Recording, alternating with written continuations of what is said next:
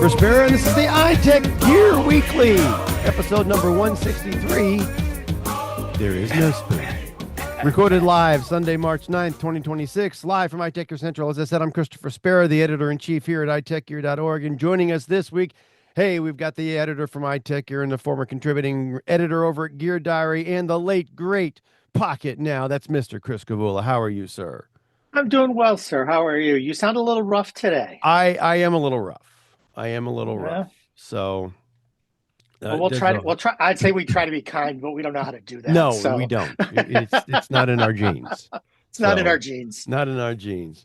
But we've also got the editor here at iTechGear and the former contributing writer over at Gear Diary, and currently the host of the Linux Link Tech Show, Living in the Retro Arcade podcast, and fitness for the rest of us. That's Brother Joe McLaughlin. How are you, sir?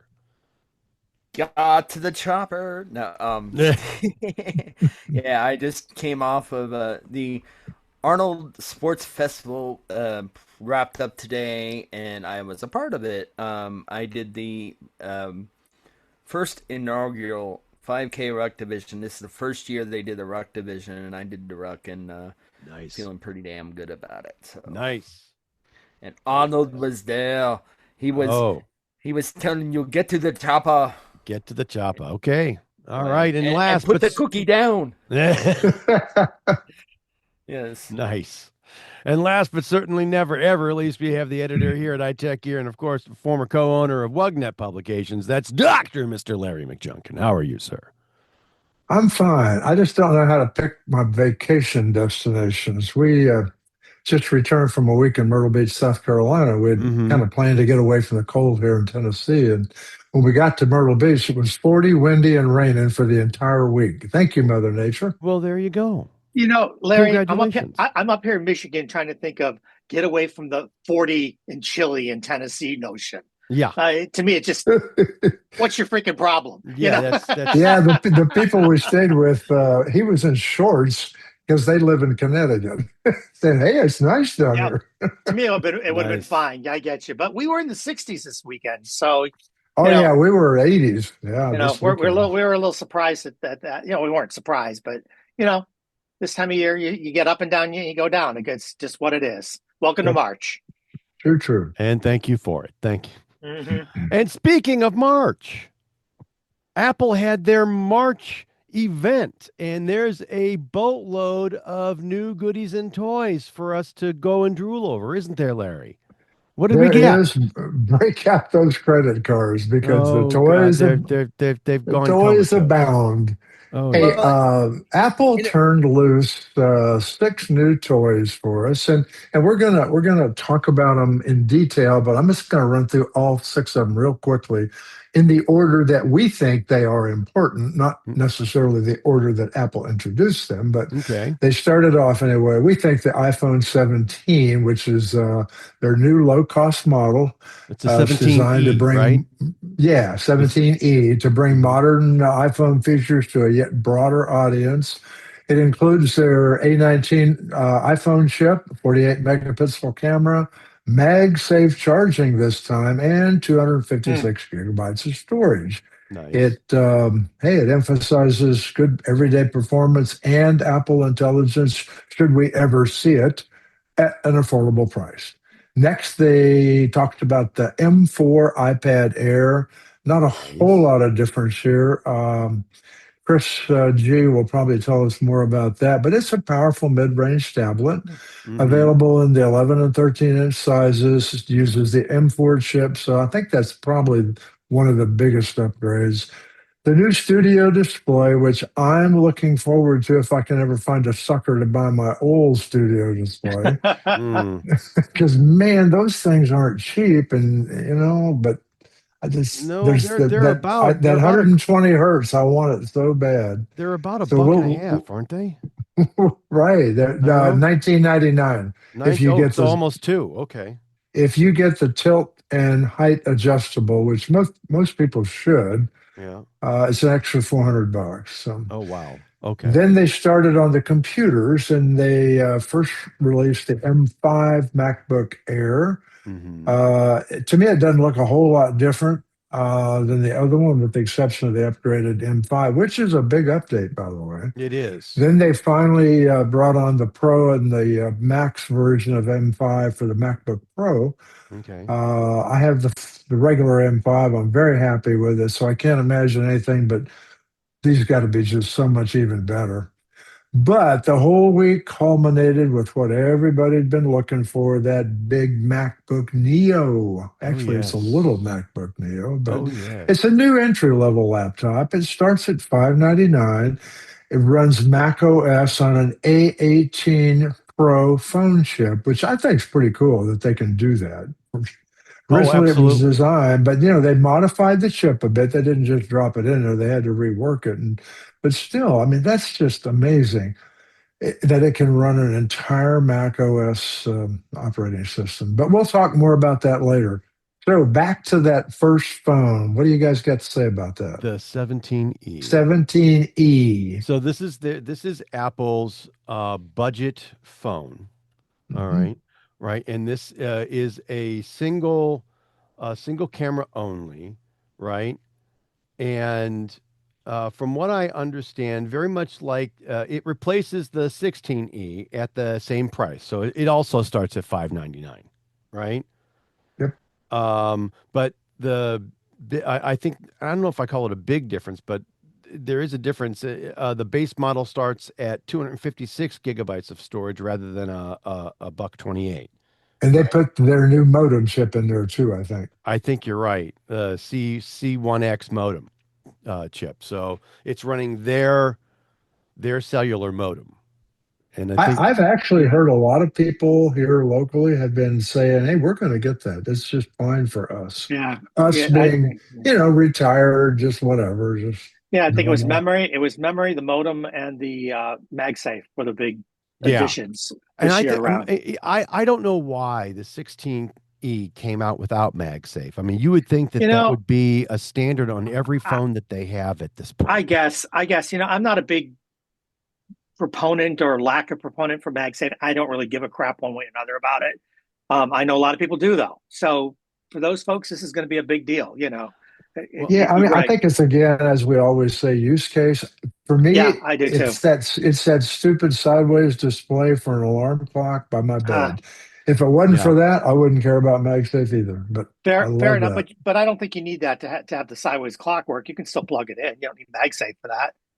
You know, you can make it Well, work. True, no, but you could. You're right. Because you'd have to, right? you'd Yeah, have to prop it up onto something, Right, right? Just so it but it's showed. still on its side. You could still put it on any True, stand you could yeah. lean it you up wanted, against something, but or put it's it a on a lot. stand. I mean, Well, I've got stands like this. You can just put it on one of sure, these absolutely, and have it That's go. anything true. with a Yeah, ledge yeah, on it, you right? could. So to me, the MagSafe isn't a gotta have in order to make that work. So For me, it okay, is. For me, it is. you know, I Yeah, want to I be able like to it. I have think they made something it a habit. That's what they did. but tack that's what I onto get it. at. I Yeah, want to but tack that's what I that thing mean. onto something. Technologically speaking, mechanically speaking, it's not a necessary thing. It's not a requirement, but it does make certain things more convenient for your folks, as you've just said. Right, And I understand that. For me, whatever. It's right. just another kind of device I've got to have. It's another base I've got to have. Well, for Because it, me, I want to be able to do that. I want to have that magnetic connection in the I car, get it. right? In I the get it. car. Yeah. So that way I know that thing Well, ain't going And but most of us have cars now, don't car, we, that have the little slot? I do anyway. yeah, And I do too. But we're using CarPlay, so we don't care about holding it up with a magnet. We just, No, but you know, I want it where I can see it. I don't no. necessarily. What I'm saying is we're using CarPlay, so we don't I need to see it at understand, and I all. agree. So do I. I don't look at the screen, right? It's Oh, dark, I it's get you. black and and displayless.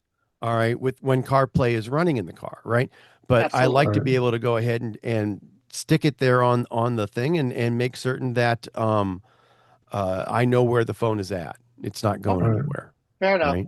And again, like Larry just said a minute ago, it's all about use case. For me, I don't care about You're right. MagSafe, but Sure. a lot of people do, absolutely do. And I certainly acknowledge that it is a big deal for a lot of folks, not just yourselves.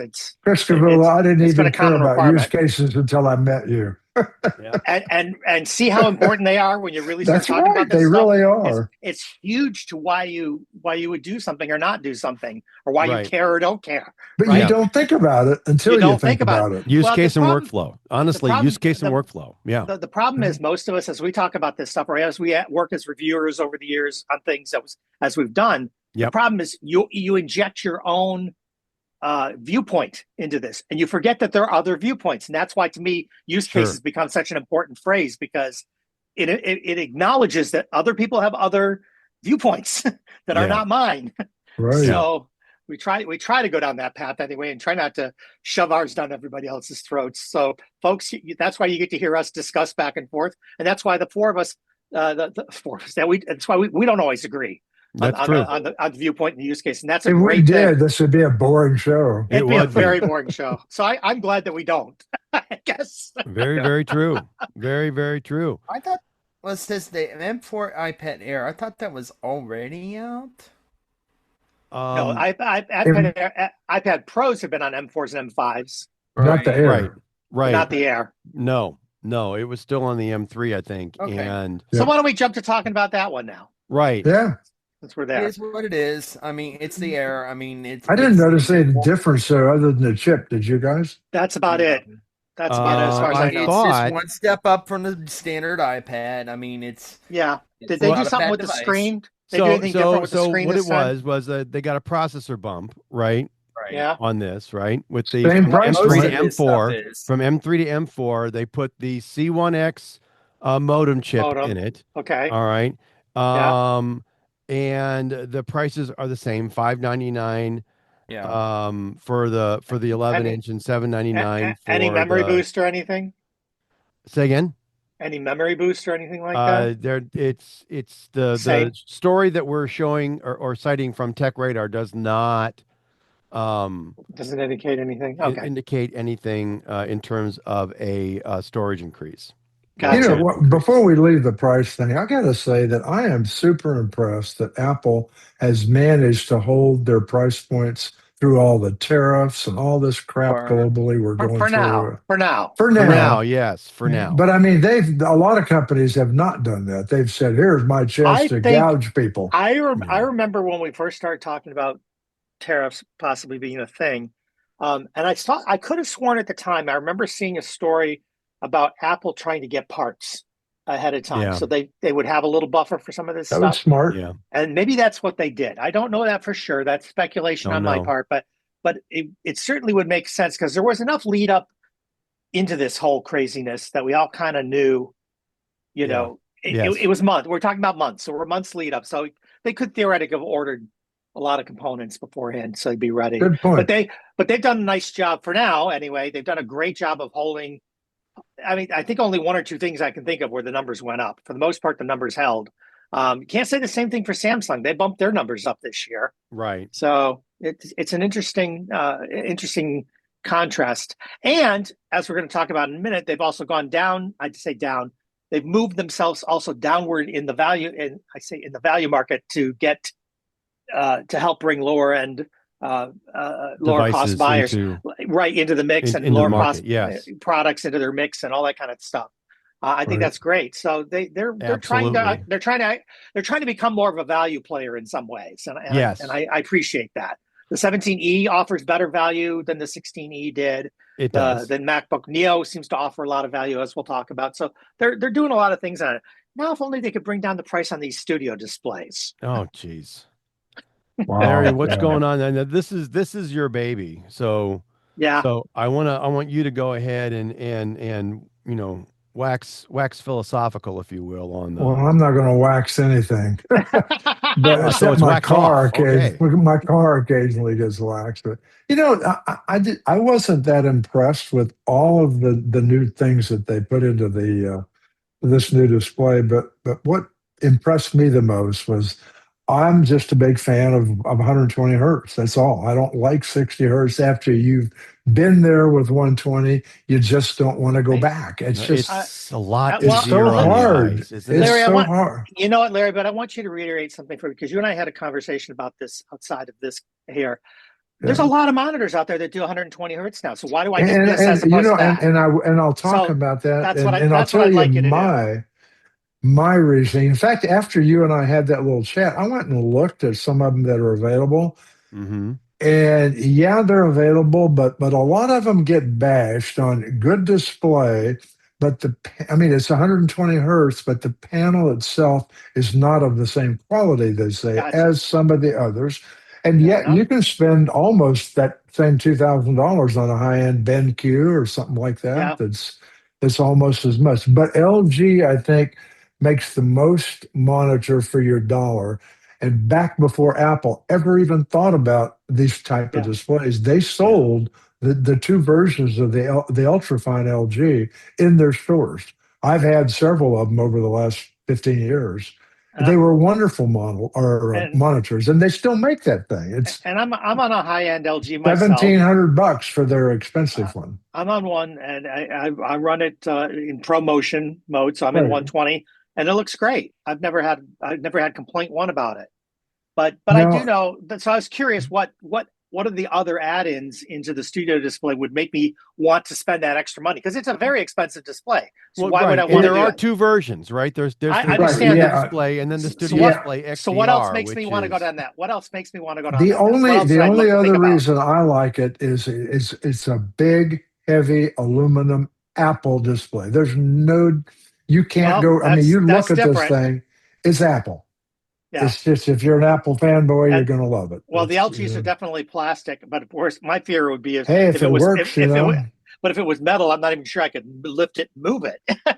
So I'm So kind I of don't happy know it's that not. I don't know that you get a whole lot more, but one of the things they said they've improved is the picture display, and that's something I've Awesome. complained about. This is the exact same camera that's in Mhm. every MacBook made. Well, Period. and They're all the same.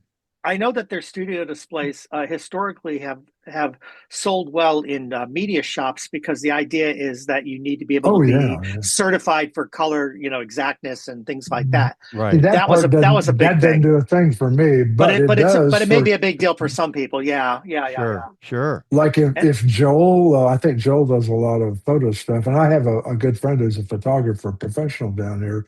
He has two of them, and he's getting two of the HDR versions. We're talking $3,500 a pop. Yeesh, See, Getting and two of them? that I is can't God, believe this that. guy. $7,000 just on monitors. Now I get that's his right. business, right? But that's his But business. but you know and what? it's tax deductible and blah blah blah. But I mean, wow. That's Yeah, just and insane.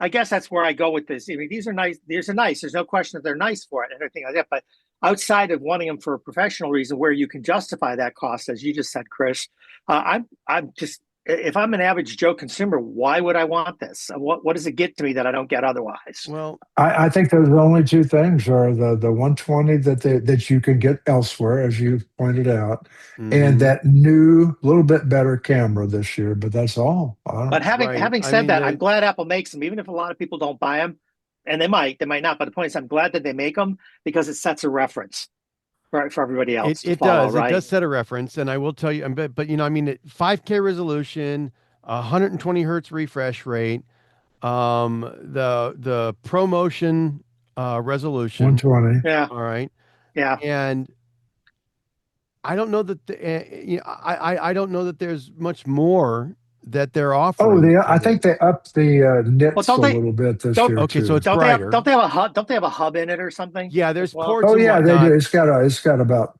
four or five. It's got three normal USB-C and two Thunderbolt Okay, well Thunderbolt 5. that's something else that a lot of Yeah, I mean, monitors a don't hub have. is about $100 or 200 probably But if it's you still buy something. one like It's still that. something. It's convenient and it doesn't. You don't have to have a hub sitting on your desk. So I Right. guess So, all right. So there's it's something to be said for that Thunderbolt, too. what, five? Thunderbolt Five. 5, 4, Yeah, I 5? think it. Yep. All No, right. two. No. I mean, Thunderbolt 5. Two Thunderbolt Thunderbolt 5. Yeah, ports, that's but it's what I Thunderbolt read. 5, right? I'll double check while y'all are Okay. talking, but All I right, think so. but anyway, I think it's good. I'm glad they're doing it, but that's why I asked, what are the things that they're getting that you don't get elsewhere? Those are all things. Those are all things that may be important to people. So it's good that we bring them Right. up. And then So the stands that come with them are, well, also extra. You can I mean, they got VESA compatible mounts, and you can put them on anything that you want. But if you want to stand, the Yeah. stand is going to be extra. You know what I'm A saying? lot extra, not just a little Yes. extra. It's not just a little bit. I mean, the display in and of itself is $1,500 to start. We're talking about the grand old extra here. Yes. All I'm right. just saying. I mean, you're talking at They least do another have Thunderbolt 5. Two of Okay, them, yeah. awesome. Yeah. It is Thunderbolt 5. That's good to know. Yeah. But I'm thinking that those ports, and 3 regular USB-C and 2 Thunderbolt 5 ports That's a thing. I mean, that's are a going to deal. be on both models, whether it's the regular or the Yeah. XDR. They are. Right? They are. Okay, good. All right, and that's fabulous. And that they support a higher power output if you're pushing a MacBook Okay. Pro or Studio. Okay. The old one was only See? 90 watts, whatever. But this is a little bit more, 100 Right. and Oh, 90 something. watts. And Well, that's a big deal, guys. I mean, to me, to be able to power your MacBook off the monitor and not have to have an extra power cable hanging off there, That and is have that, truly what I and do. to have all that built in, to have Thunderbolt yeah, 5, a couple of these so ports that all built in, that's a big deal. your Not Mac right. power supply is going to be able to push that monitor. Yeah, but this is all a big. No, other way around. Other way around, right? Other way around, Chris. The monitor can push the monitor power can to the push MacBook. can Yeah. push the So notebook. that's all a big deal. People want to know Yeah. that. That's a big deal.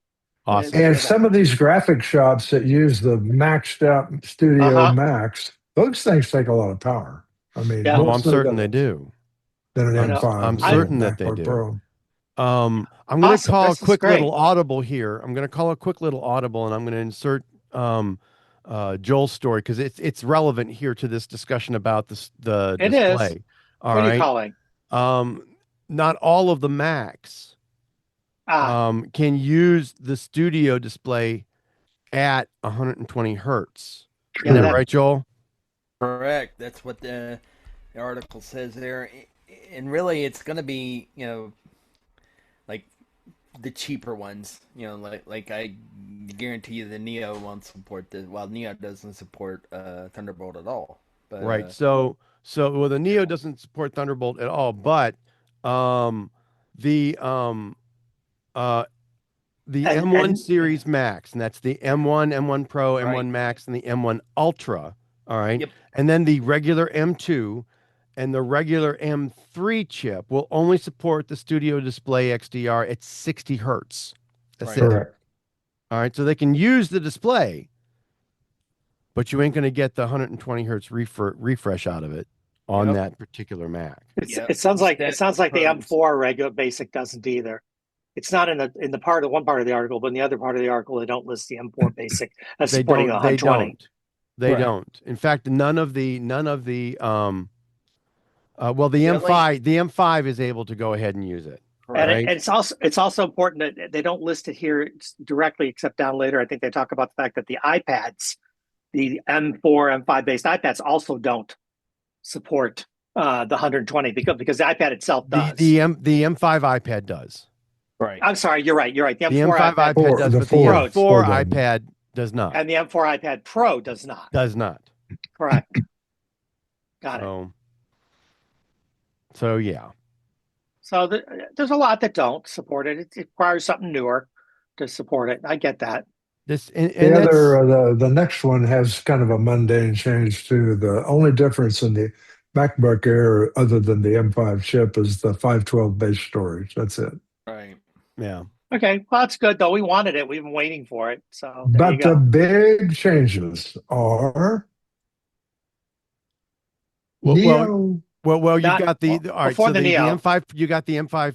Did we cover the Xbox M5 on Pro Air and oh, you're Mac? talking about we forgot the MacBooks. Yeah, the MacBook Pros. We the MacBook Air is all fine, lovely, wonderful, and good. And if you need it, the base model has additional storage at 512, right? Yeah, true. All right, but now the M5 Pro and the M5 Max MacBook Pros are out.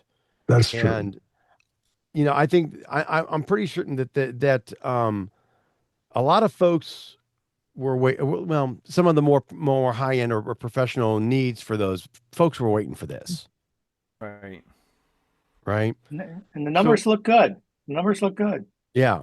So the extra power available for the Pro and the Max, probably well worth it if you were looking for something that had a little bit more punch or push, right? Then you're had that now available to you. But the big change, the big story out of this event, Larry, was what? MacBook Neo. There is no spoon.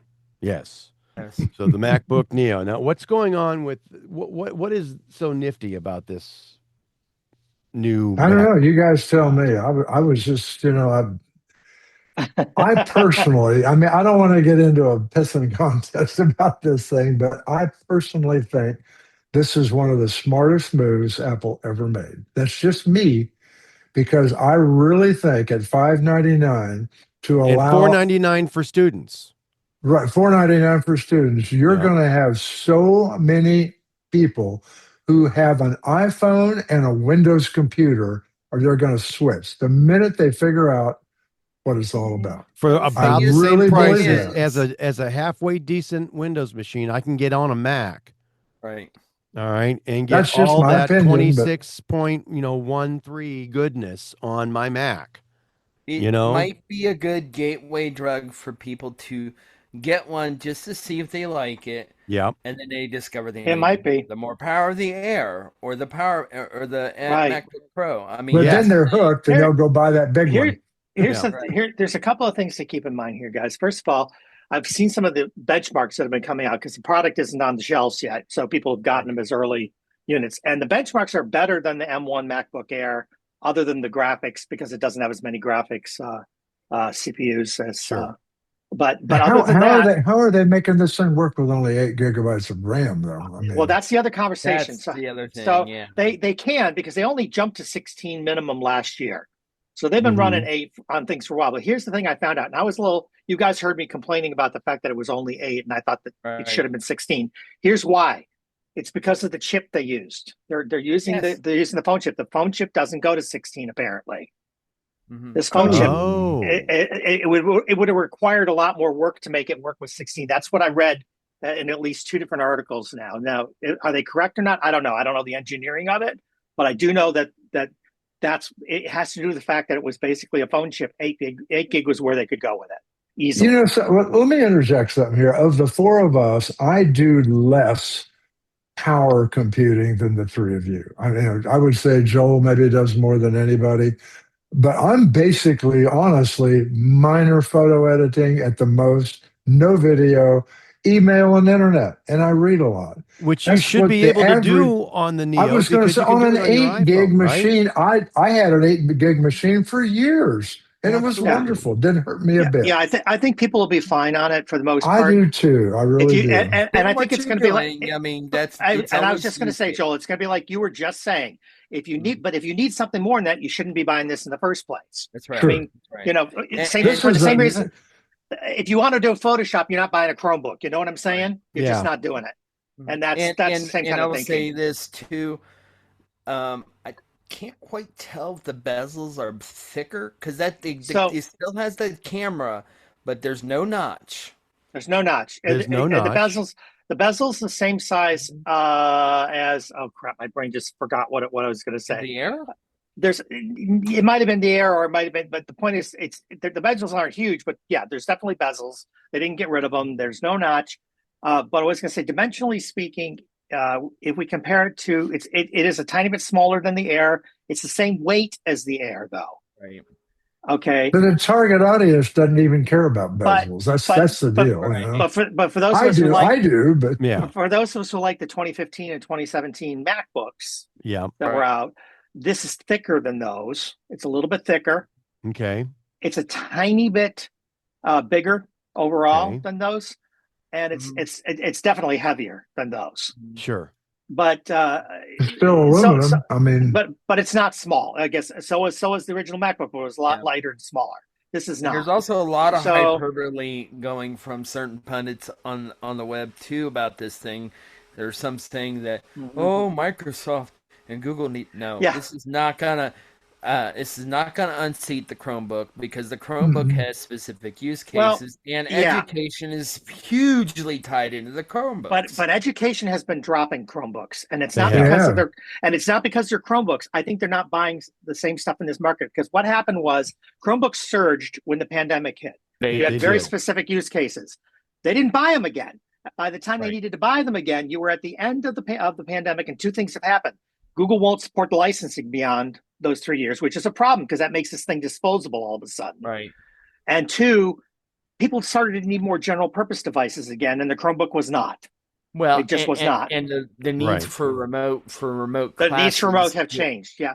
Well, what I mean Yes, is, Again, you need, only brought my back- only, yeah. only But my what you opinion, need- but what you need for a PC has changed, I guess is what I'm Yes. saying, than it was at that time. So I don't think Oh. the Chromebook market is actually shrinking right now. It's I shrinking. agree with that. And I think when the Chromebook dies, Google will pull the trigger. I really believe that. You're probably true. You're probably right. But If they if may. if Or they'll don't- cause if it. they They'll don't cause Well- it. soon. I mean, because they're talking about Yeah.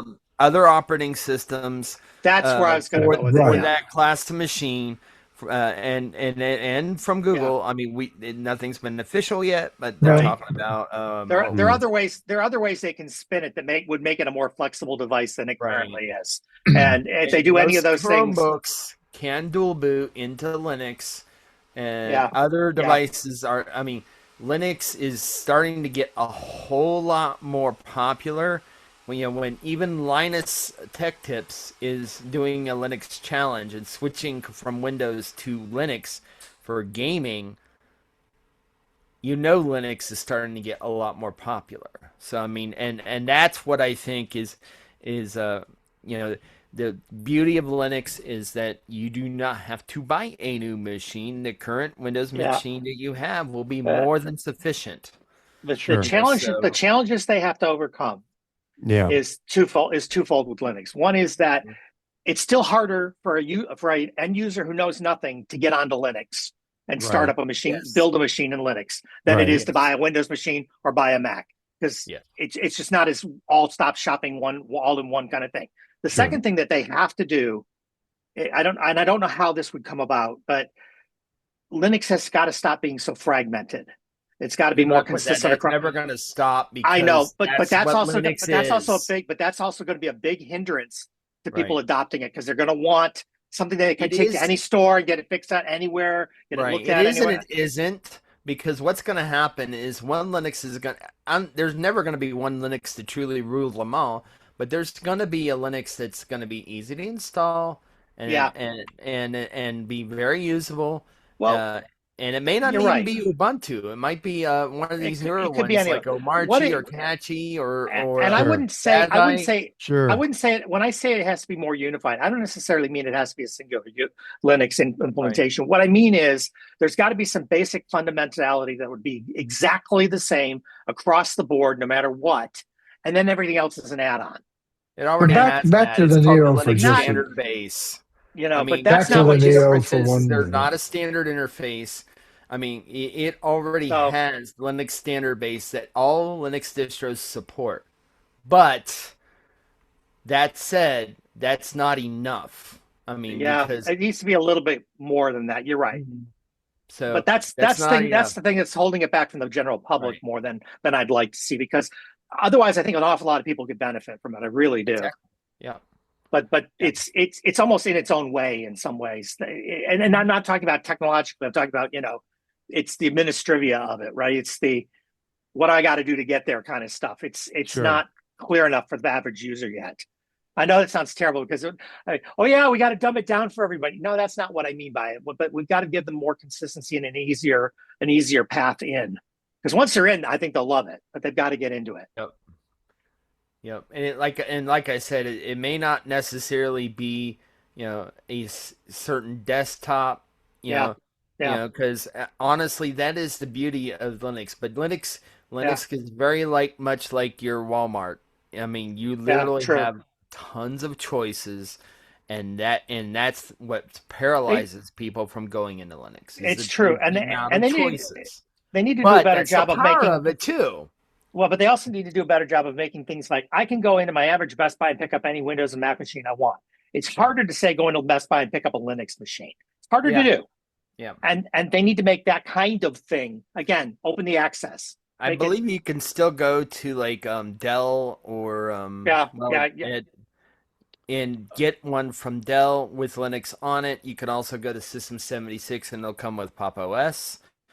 There's a couple of manufacturers of. But Joel, the one thing you can't do with Linux is the one thing that this audience needs. You can't give them or take their old Windows computer and say, "Okay, turn it into Linux." They go, "No, I can't do it." No, it's you too gotta much give for it me. to them in a User may box. not You gotta be get, able to, but somebody can.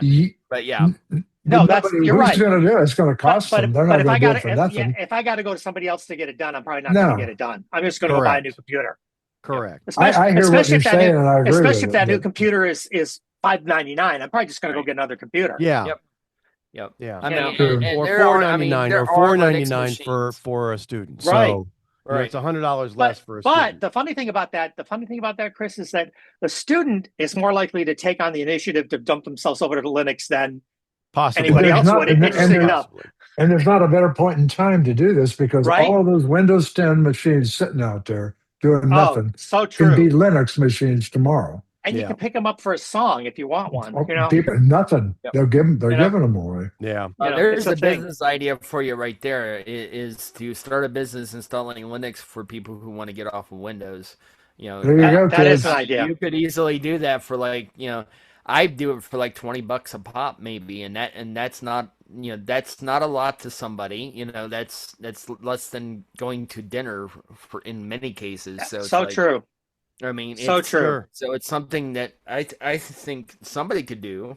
I remember back in the day. But yeah, back in the day, I was associated with Walnut Creek CD-ROM back in the day, right. And their big claim to fame was they'd bundle Linux distributions and other distributions onto CDs and DVDs and sell them to people for $5, $10, whatever it was they were selling it for. Yeah. I don't know.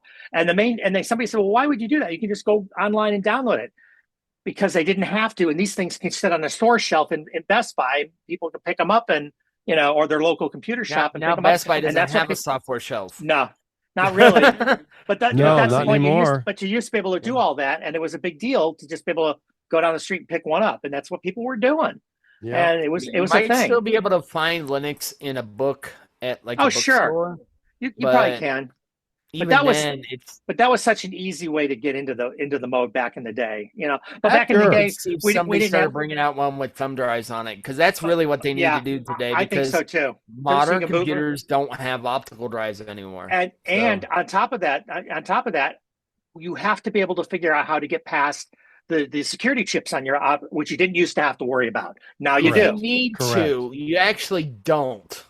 A lot of Linux supports secure build now with no issues. But the point is, you almost have, but you need something like a USB to boot to start to get past that to begin with. That's what you need. You as the end user aren't going to know what you need to do to get past that to begin with, and that's it's an easy Google question. I mean, it really is. You can say, how do you boot the Yoga Book blah blah blah off of it's true. Off of a USB stick, and you find a key combo. But any hurdles are going to stop people. Any hurdle is going to stop people. This is true. So you don't have to deal with the grief. You don't have to have a big hurdle in the yard to make you trip. You can still trip over that half-inch thing. And don't I know it? I mean, so what other new things is Apple bringing us? Yeah. Right. Yeah. So this is actually. I mean, I'm actually very excited about this. This machine is targeted at those folks that again are going to do the same thing with your basic iPhone or your basic iPhone Pro, right? Yeah. There's a lot they're of going them to do. out there. They're going to get their email. They're going to do their text messaging. They're going to go ahead and do some light picture editing, but they've got a bigger screen on it. Go online, do TurboTax, right? Let me add another use case for you. Here we go, Larry. Another use case. Okay. I even debated picking up one as a second computer, so when I'm on the road or traveling, I don't have to carry my nice computer with me. Why So if do I you lost like this it? thing, If it gets beat up, you don't care. Right. if I lost this thing Yeah. at $599, I'm not going to worry as much as losing my Right. $2,000 Mac. Absolutely. Right. So Like, I thought Absolutely. about picking one up as just a second, second device in my system, saying, okay, well, maybe I'll pick it up as That as a plus I travel kind of component. like that yellow color.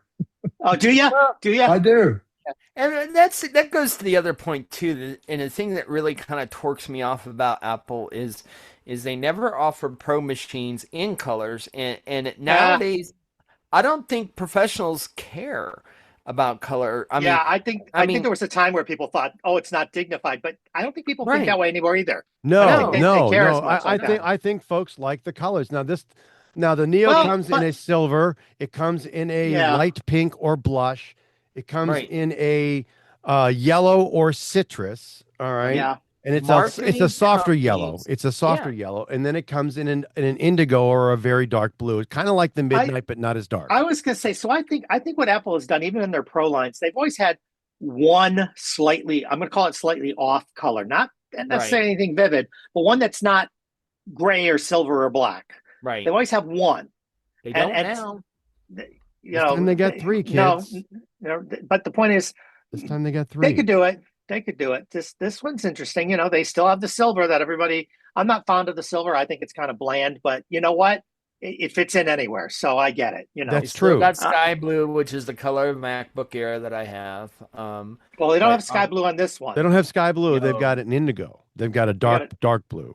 No, but See, then I you still look- think if Apple made the MacBook Pro in that beautiful red that they come out with occasionally, Oh, yeah. people Right. would buy it. They would buy that I computer. think so. Well- I think so too. I agree. and I look at this too for why they're not doing this for the Pro machines. Because here's what I'm looking at is, say you are an ad agency or something, and you want to have your executives' MacBooks be in the company color, dude. You can have Sure. colors in purple and all sorts of other colors. Absolutely.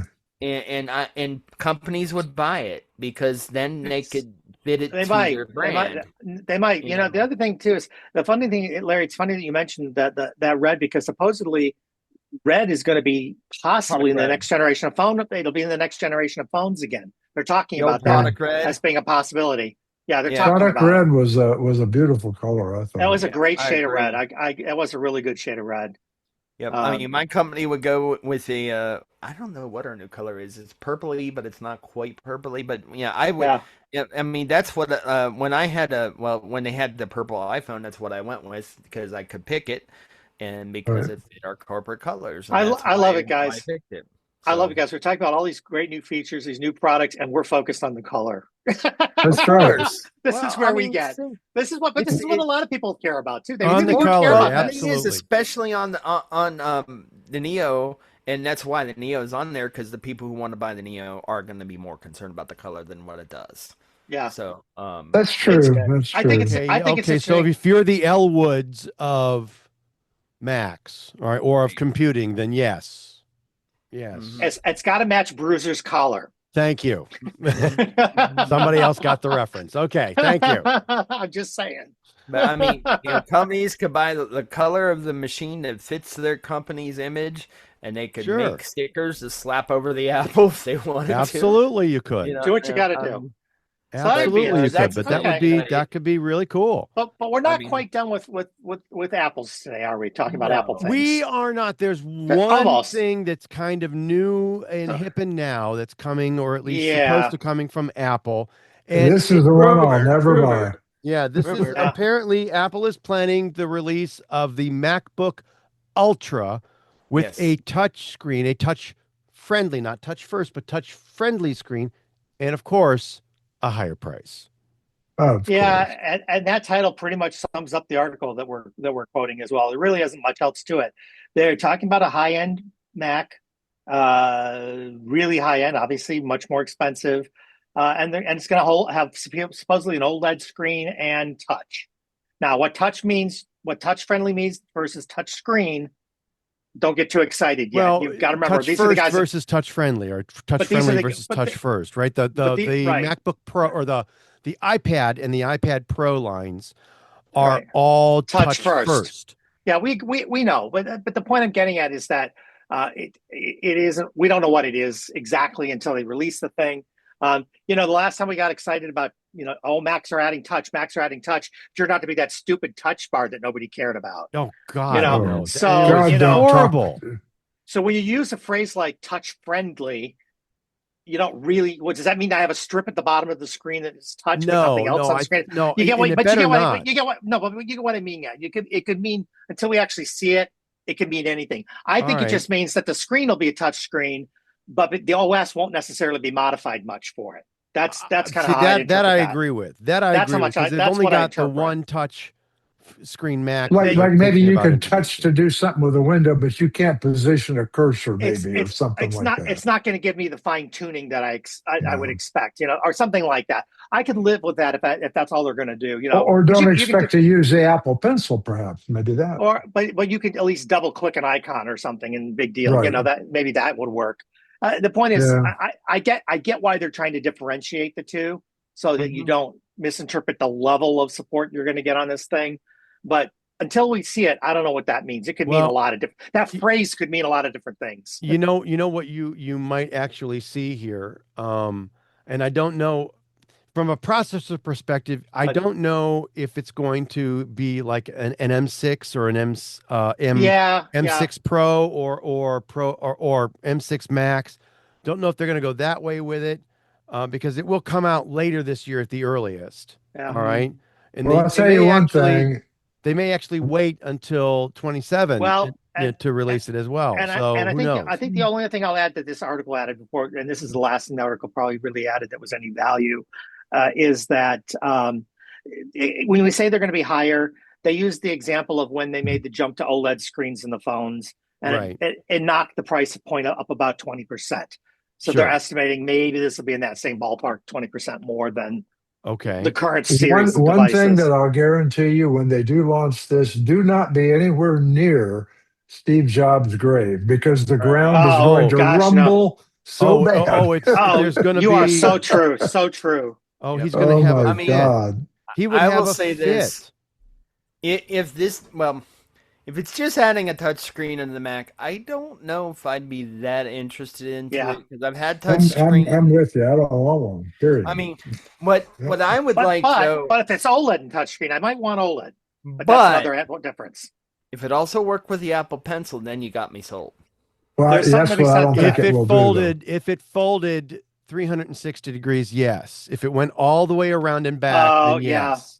All right. You could use otherwise, the pencil's no good. Like a Surface. Right. Like a Surface. If it was like a Surface, then yes. All right. But here's the thing that they're going to. Are we gonna start singing "Like a Surface Touch" for the very first time? No, God, no. You go to your room. Okay. Sorry. You think about what you've done. I'll go sit in the corner now. Sorry. Thank you. I don't know exactly how they're going to do this. I know that with the Surface Studio, right? Oh yeah. All right. That didn't fold all the way back, but it sort of collapsed, right? They could do something like that, and it would be okay, and it would work. Make that in the next iMac. Hello. There you go. Or maybe something along the lines, because what you don't want to do is you don't want to go and throw something in there that's like a substitute for an iPad or an iPad Pro, right? You don't want to blur the lines too much here, all right?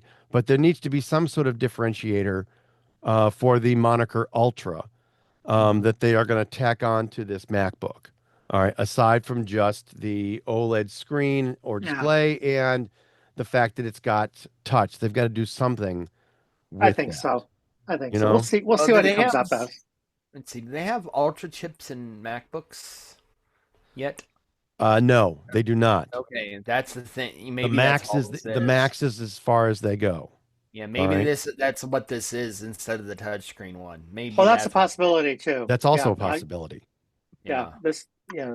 Calling this the Ultra, I think that it may not be called the Ultra. They were speculating that was possibly what they were going to call it, but Sure, but again, if it's they were to we're if early they were rumor, to do early rumor. something like that, though, they'd have And some very serious heat yeah, I think so dispensation too. issues, And the right? story is, if this comes out, it may be late this year. It'll come out. So I would imagine around that October timeframe where you get those fall announcements. Yeah, That would be my at the guesstimate if they're going earliest. if they're Mhm. going to do it. If they're going At to do the it this year. earliest, I could Yeah. very easily see this happening about this time next year.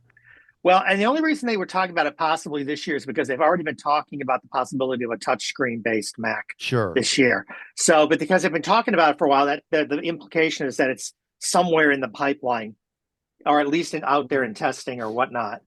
Right. Who The knows? We'll the see. the Mac Rumors article that we're setting in the show notes has Gurman saying that he's expecting it to be released around the end of 26. All Yeah, right. yeah, I yeah. could also see it going into 27 just as I easily. I could too. If they're doing it at all, Yeah. we don't know for sure. This is All right. Gurman saying it. We don't know for sure. Sure. Well, So I'm going to go ahead and I'm going to move us now to okay. our brand new AI segment. All right. Um, and for those that don't or haven't been around, we have added we've changed the show up just a little bit. We've added an AI segment because there's enough happening in the field of AI that really it deserves its own segment and own Well, we era. talk about it every week, right? We So we might do. as well. And we Might- need a place to bash it occasionally too. Absolutely. Occasionally, Larry. Oh, I forgot that. I didn't get that memo. Yeah. So Trying to speaking be of nice. bashing, Just trying to be nice. and speaking of AI bashing, the AI scare trade moves from software to the entire economy now. Isn't that right, Chris? Yeah. I mean, there's not a lot to say that kind of the title doesn't already say.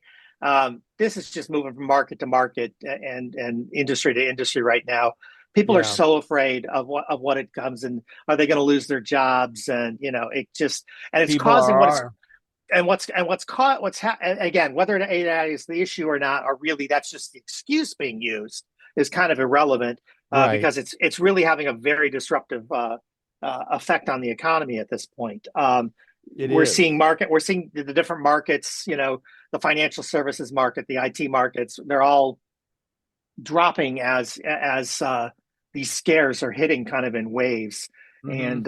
And this article kind of goes through, how we started with insurance brokers, and we went on to wealth management, and then we went on to commercial real estate, and then we went on to freight and logistics, and and industry after industry was having this, Right. it seemed like day after My day they were wife having. was in. I mean, I'm glad this lists logistics and trucking because that's where my wife was working, was logistics. Was that You know. and AI has, I mean, let's be honest, when you talk about things like Mhm. logistics and trucking, when you talk about the airline industry, AI potentially can have a huge impact on the ability to schedule and move things around in the most efficient way. I mean, it can. So I get it, but Absolutely it can. it does not do a great job, as we've argued before, responding to those one-off weird things that happen, that you need somebody to be able to stand in and go, wait a minute. Yeah. Let's see what's really going on here. Right. And this is how they got people are reacting to AI. So there's this project here in my area. The Columbus Water Division is replacing all the water meters across the city. Okay. Sure. Their phone number is just like my phone number, except with two numbers transposed. I get wrong numbers right. all the time. All right. Friday I got one, and I was using the Google screening tools, Mm-hmm. and I put the thing in there, and the guy wasn't quite clear, so I didn't quite pick up what he said. So I pressed the button and says, "Hey, I don't understand. Can you tell me what you need?" And then the guy on the other end responded, Can I just talk to a person?" I flipped over and hit the wrong number button, and that hangs it up on him. But then he called back. I'm like, okay, all right, fine. We'll go through this again. But that's people's responses to AI. When you call for customer service, people do not like it for customer service. Period. No, but I don't what's like interesting? it. Nobody likes it. And it's interesting because I work on the other side of the equation, building those systems Right. as part of what we do.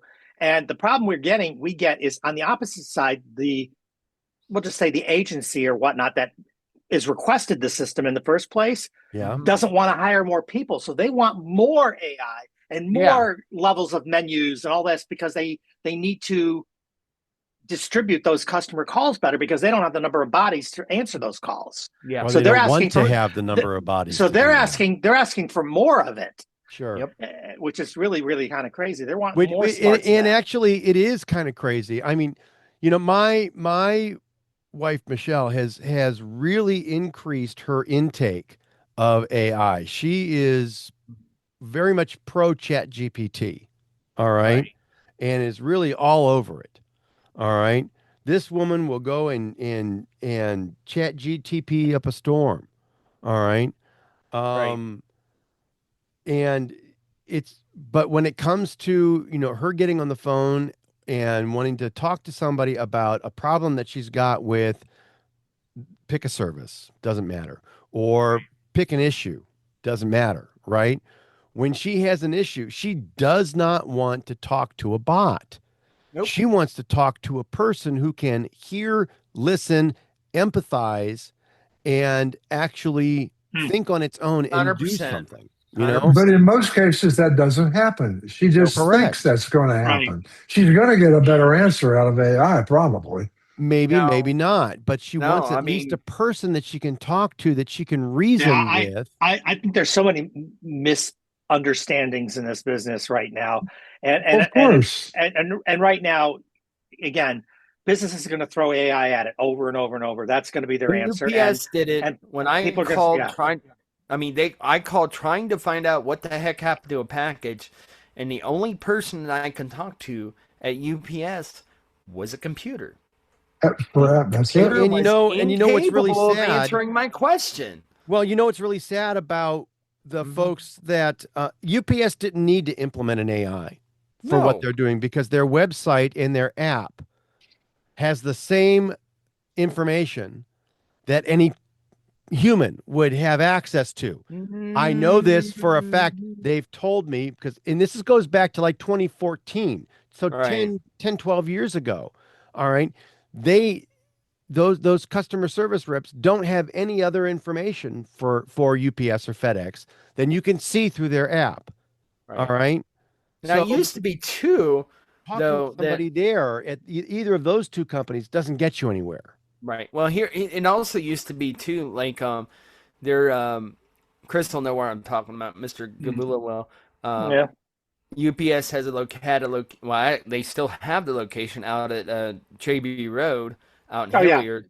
So I had a package that was stuck, and in the past, when that has happened, I was able to walk in there and say, "Hey, what's going on with this?" And guess what? They went back and they got the package for me, and I walked out with it. I was going to say the same thing used to be true with FedEx. If things flew into your city, every city has a world port where they fly them into, and then they distribute them to the local. You could call and say, "Hey, can you just hold it at the world port? I'll come down there this afternoon and get it." Yeah. You can't do that anymore. You cannot do that anymore. No. Correct. The customer center there is closed. You used to be able to walk in there and do what I just described. And you also used to be able to walk in there and send a package via UPS. And send a package out. Either. Yep. Can't do any of that anymore. So, now they tell you to go to those little UPS stores, right? They tell you to go to those little stores now. Yeah. I mean, at some point there already is a backlash that there is a backlash. Companies are just ignoring it. And I'm not saying that because I'm an old fart. It's not even just old farts like us that are complaining about it. Gen Z and others, and millennials especially, are complaining about it. They are. Where people are having a problem, guys, I think, is differentiating between the good things AI can do and this crap that we're talking about right now. I use it all day long, and literally 60 to 70% of it is awesome. It's really good. I would argue most of the crap that's happening is coming from corporate top-down pushes, and we're being saddled with it before it's ready to be saddled with, that kind of thing. And I think the Mhm. reality is this goes back to what we were saying in our last podcast. Here's the short form, guys. I still think, the argument is whether it'll be 2026 or not, but the argument could be that 2026 is either going to be the year this whole thing collapses on itself or it's going to finally take off. One of those two things is likely to happen. Which will happen first? I don't know.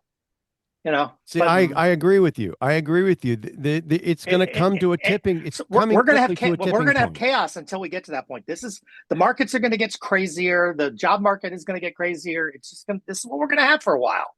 What's going to happen? And I'm calling it now. What's going to happen is some companies are going to do a major screw up. Yeah, I think you're right. And then finally, then everybody else is going to go, oh, wait a minute. I don't want to pull a pick company name. Yep. Right. I don't want to pull the that C-levels will start to notice. Yeah. And they'll be like, oh, this is not good. We're doing that too. Uh-oh. Let's get rid of it.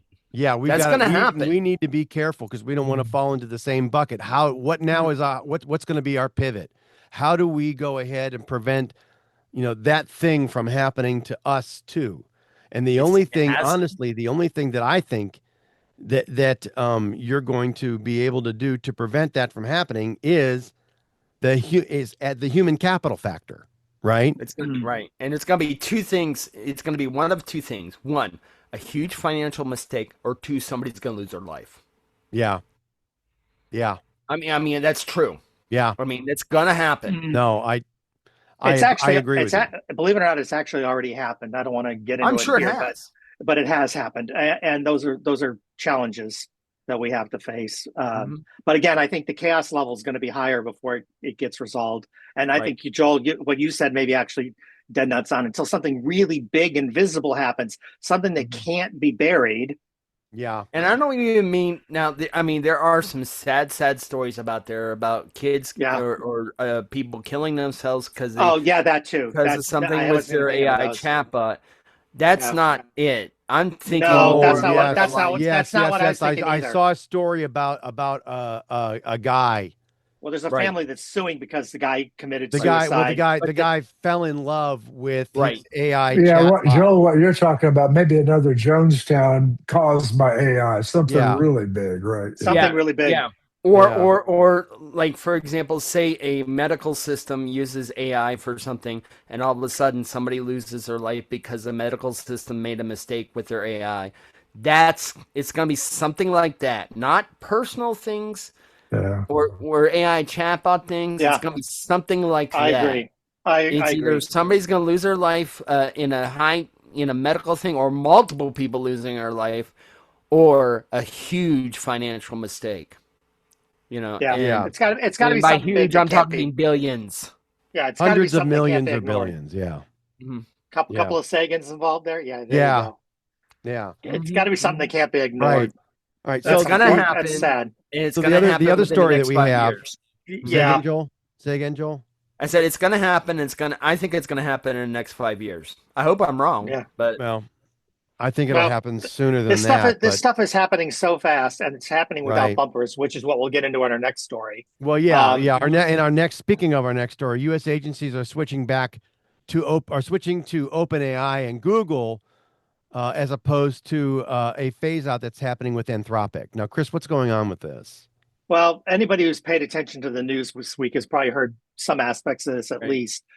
Anthropic is probably the only big AI company that had bumpers on its product. Right. Mm-hmm. And they basically, the Pentagon wanted them to remove those bumpers, is what it came down to. They wanted unlimited, unfettered access, and they said no.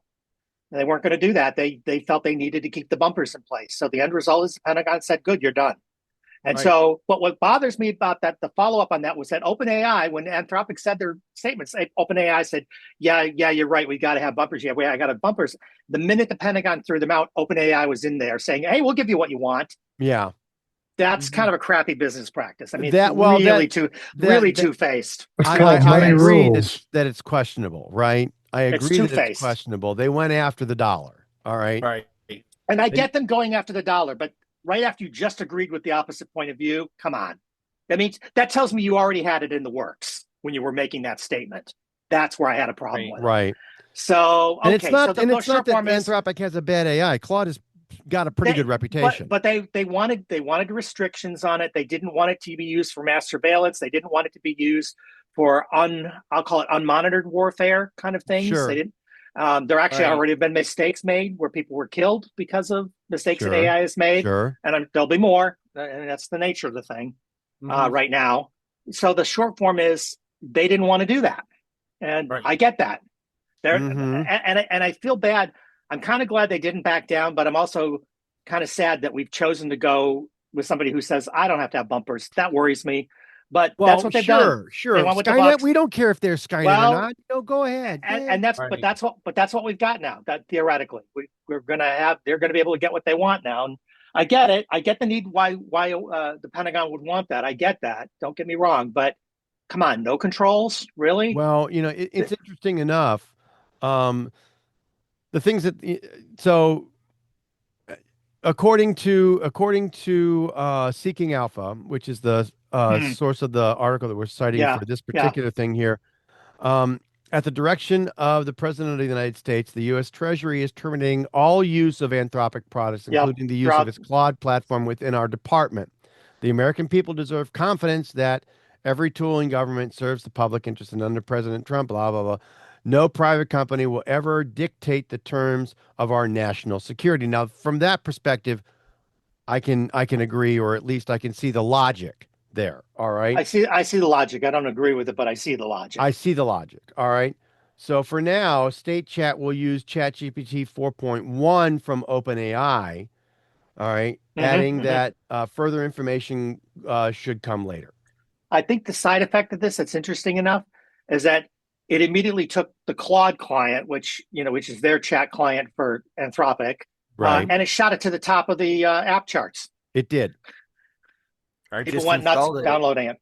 Right. Yeah, people have gone crazy by downloading it. So It's I thought not that'd be bad. interesting. It's not a It's bad not. LLM. It's not a bad bot. And if you want your bot to have bumpers, that's the way to go right now. Yeah, absolutely. And honestly, most folks should want that. There should be some level of, and we've been saying this for at least 2 years. We have now, as a side going note, on 2 years. The company I work for has let me know that Anthropic is the way they're going with things. They've been on that track for a while, apparently. So we'll see where that really means. The one for thing us, that I don't like about OpenAI, well, they are the source of the $1 billion burnout that we talked about last week. Well, and Sam Altman has had a habit of being very. You remember the old days? I want to say in the late Reagan, early Bush era, we were always talking about flip flopping Yes, politicians. well, that John Kerry, yes, yeah. Mhm. Altman, Sam Altman's very big on flip flopping his opinion. Not just in this case; he's been doing this for several years now. Bouncing back absolutely. And forth. It's really wherever he's going to get the biggest carrot, right? I just don't like a guy like that having control of the keys to the kingdom. It makes me nervous. I think it's dangerous or potentially dangerous. I want my bumpers. Give me my bumpers, or at least give me a set of controls that says if you're going to make changes to those bumpers, you got to get congressional approval or whatever you're going to do. Well, the issue whatever here, you're going to do, you know what I'm saying. Whatever it is, I don't. From a national security perspective, all right. And here's where here's the government logic thing. All right. Do we think? All right, so let's say the U.S. says yes, the administration, this administration, the next administration, whatever administration says yes, we need bumpers. We need some level of guardrails. We need some kind of guidelines, and the government decides to do that. All right. The issue I think that the government may take, and it doesn't matter which party, which administration. Doesn't matter. I think what they're going to come back with and say, do you really think, Chris, that the other side of the table, whether it's, are they going to do villain it too? A or villain B is going to follow and use those guidelines? Are they going to jump on those? And yes, you could push that through the United Nations and get everybody to sign, the Sokovia Accords for AI. But I know. You think that they're really going to? Do you think that the axis of evil, if you will, is going to go and use the AI with the bumpers in all of their defensive related things. I don't think they will. Perhaps Well, they're not not. now, so hell no, they That's won't. what I'm saying. They aren't now. Sorry. They never would. But they also can't get access to everything, unless the vendor lets them. So they're not controlling it at this point. Unless like perhaps maybe They develop their own. some of the other nations that are out there. I'm not going to go and point a finger specifically. If it's a state funded sort of LLM, right? Yeah, or state funded system, then they may have that. But again, I'm not saying you shouldn't have the ability to take bumpers away in the case that they're needed. What I'm saying is you have to put controls on how those get added or removed, and we don't have that. Sure. It's just like broadly with War Powers Act. The president can't do anything they want. It's only Congress that can declare war, for example. Agreed. You have to have controls. You have to have limits and controls on this. Agreed. We have none. Now we have none. That's a problem. And that's the challenge. And that's not regardless of what the enemy has, we have none. How can we claim any kind of morality here if we're in that kind of state? It's no good. We have to figure it out. These are things, but you know what? Here's the thing. Before we get political. No. We're not going to go down that road. No, we won't. And I want to add one more important thing. We've said this before. Chris, you and I know this because we went through this when we were in college. We went through a course where they talked about impacts of technology on the sociological changes are typically about a generation behind the technological change. Right. That's the challenge. We're not there yet. We haven't figured out we have not figured out the socio-political stuff. It'll be my grandkids that have to deal with that. We haven't figured that out. And that's where we are now. We're in the wild west of the whole thing. Is where we are. Right. So there you go. So you know what I'm going to do? What are you going to do? I'm going to move us to our mobile segment. Oh, good for you. Okay.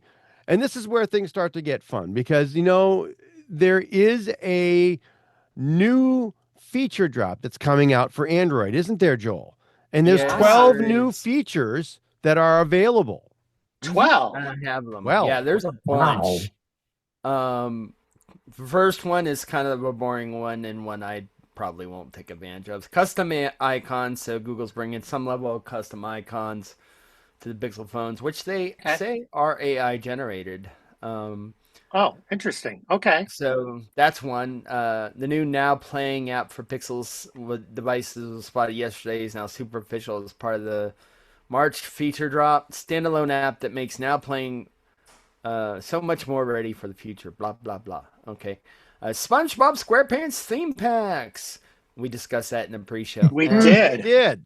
Yeah, and I like actually, SpongeBob. The graphics, the one that you showed us was actually, cool. really nice.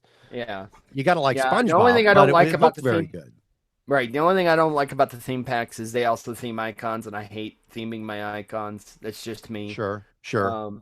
Personal calling card, which I believe Apple had first.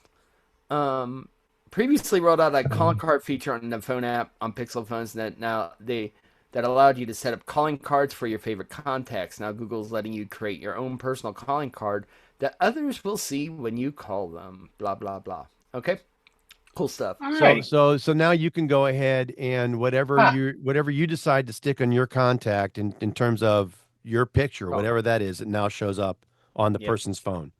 And it's also important to note some of these must be leaking out because I don't have the calling card feature because I went to go look for it and either I'm not looking in the wrong place or I don't have it yet. So some of these might still be rolling out. So Google Messages though, location sharing. So it's rolling out real-time map view location sharing to Google Messages powered by the Pixel Hub. So that's cool. I've always shared locations and text messages anyway, so that's kind of neat. Circle to search. They've kind of had this a little bit for a while. I thought so. I thought this was out. It was out like you know what? Samsung had it. Yeah, it was more of an update on it. So wasn't that the Pixels had it, but Android in general didn't have it, or something like that? Yes, perhaps. Wasn't it something like that? So, and it's getting major improvements. So, okay.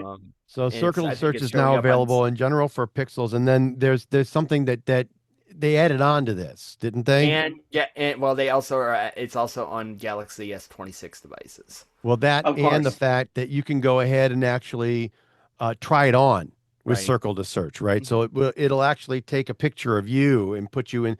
So say you're looking at close. That's the Right. at a glance. Right. Oh wait, Right. yeah, the close. Correct. Try Right, on so- with try it so you on with try- circle search. Right. I So tried you're, it. you're It looking didn't for work. clothes and you say, hey, find me Yeah. this. How much is this in this picture?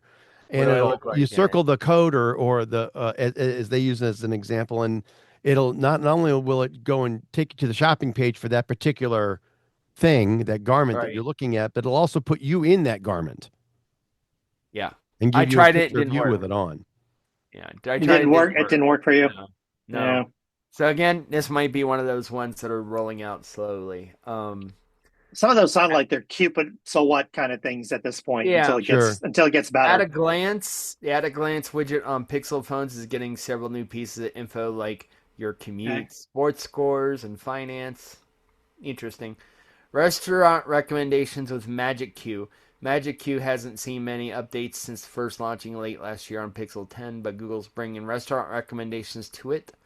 Well, that's So cool. I'm not sure if this is a Pixel 10 only feature or not, because I haven't noticed it. Okay. Gemini orders groceries in cars. Oh, this is dangerous. You can order a car. Jeez. Yeah. Wow. So I guess Uber you can order Oh, that Uber kind of with thing. Gemini, yeah. Okay. Comfort view, adding a comfort view for sensitive users that is refined display color filtering mode that attempts to reduce visual stimulation from very bright or saturated colors. Comfort Available view. on Pixel Okay. 10. All right. Connected camera support for new cameras. You can now connect your Pixel to new camera applications as well as DSLR cameras through UVC. Yeah. Okay. UVC That's fair. devices only. So, desktop Oh. experience on Pixel and monitor. Google will let you connect your Pixel 8 and newer, including foldables and a tablet, to a monitor using a USB-C cable. I'm gonna have to try this. Okay. So, You can full get a desktop desktop-like experience from your phone on Yes. a big monitor. And I got one that I used on my Raspberry Pi 5 that would be suitable for this. So I And might it have to allows, try and this. it's supposed to allow, for mouse and keyboard input. So you should be able to connect, Yep. have your phone find your mouse and your Bluetooth mouse and Bluetooth keyboard, and you should be able to use both. That's cool. Yep. So that's interesting, and it's kind of bringing a little bit of DeX to Pixels. So because Samsung has had a DeX for a while. Desktop windowing on a tablet. Ooh, maybe they're gonna redo a Pixel tablet because of this. I don't know. Well, but that would be if cool. Android tablets were the thing that they should be, I'd say okay. Yeah. They really aren't. A scan Yeah. detection expansion, that's great. It helps a lot because it's already been pretty good, but they're expanding it to countries that didn't have it before, like France, Italy, Spain, Mexico, Germany, and Japan. Oh, that's cool. Call Okay. Notes expansion. Call Notes is now available in India on the Pixel 10. Okay. Notification summaries expansion. Notification summaries are now available in Japanese. Journal app AI features expansion. The AI features in the Journal app, reflection or revisit topics, and mood ID are expanding to the Pixel 9 and newer now. I actually do use the Journal app. The bad thing with journaling apps is I use day one, but then once I write something in the day one, I put it in the Apple one, and then I also tried to put it into the Google one because I want all my journal stuff everywhere. Okay. 'Cause it's just Yeah, weird. there's no journaling synchronization. standard yet. There's no standard across the board for those yet. Correct. Yeah. So I just wish there copy was. paste. I'm with you. I copy pasta it because I would like to have it on all my devices. So, guided frame expansion viewfinder guide this is for the camera. Guide that assists blind or low vision users is expanding to new languages. So, Well, that's cool. and they got a full chart of the breakdown on the article on Droid Life. So I do have the update. And this is something too. In the last 5 years, I don't remember a time where I actually had to wait for an update on my Verizon-based Pixel phones. I don't have any problems with it. So I think they've fixed the OS updates issue across all the carriers now. I think it's safe to say that it's fixed because like I said, in 5 years I haven't had a problem with it. So Okay. I would say the Samsung ones are sluggish from what I think they are. They actually They gotten might worse than what they be. used to be, but Right. Pixel probably is not because it's coming right from Google. But That's when they why have I to go buy to when they have to Pixels. go to Google to a Yeah. manufacturer to to a carrier to get, and all those layers have to do their thing, I think there's still a delay. Yep. Sure. Yep. Sure, but this So- is available and out now, right? Yes. Yeah. And if you're on a Pixel device, Pixel probably a Pixel 9 or newer. There's some that go back to, some of these updates do come back to 8 and And earlier. 6 too in some of them. Okay. So some Yeah. of the, so if you're running that device, you should be able to get that now. Yep. Which is kind of Nice. cool. All right. And I thought was kind of interesting. Did you guys see this or anything or hear anything about this, that Google's got some Apple envy? The Android app distribution is getting a lockdown. Larry, what's going on here? This interested me enough that I did a little extra research on it. And I know we'll get some debate here, but let me state my case first. Okay. Say what you will about Google taking steps to curtail side loading, and I know many of you will, but I actually applaud them hugely for this. And why? In 2025 alone, Google experienced more malware, more spam, and more non-compliant developers in their Google Play Store than in the past 10 years combined, period. So in short, they're over it. Wait a minute. They're over it. And they're going to pull an Apple trick and they're going to lock it down. It's been 20 years since Google gave us Android. And it's the first truly open mobile operating system. So a lot of people think, well, it's not open if you're going to lock it down. And that's what sets Android phones apart from the iPhone's aggressively managed experience. I get that. But this year, we're going to see that change because the Android developer verification thingy that Chris mentioned is going to come about. It's going to require app makers outside the Play Store to register with their real names, pay a fee to Google. Failure to do so, they're going to block them from side loading. End of story. So you won't even be able to side load those apps. Nope. They've got everything has to be digitally signed, and they've all got to be registered. For the good of all mankind, there's nothing wrong with this. No, there isn't. No, honestly, you can call me, not for open source, or you can call me, Yeah, I mean, I love open source. I use it all the time. Call this me. This is not about open source. But I don't care. I don't need malware or junk on any of my phones. I really just don't. I would open source is a whole big difference. There's open source is software that's available for anybody to examine. That's not what we're talking about here. No.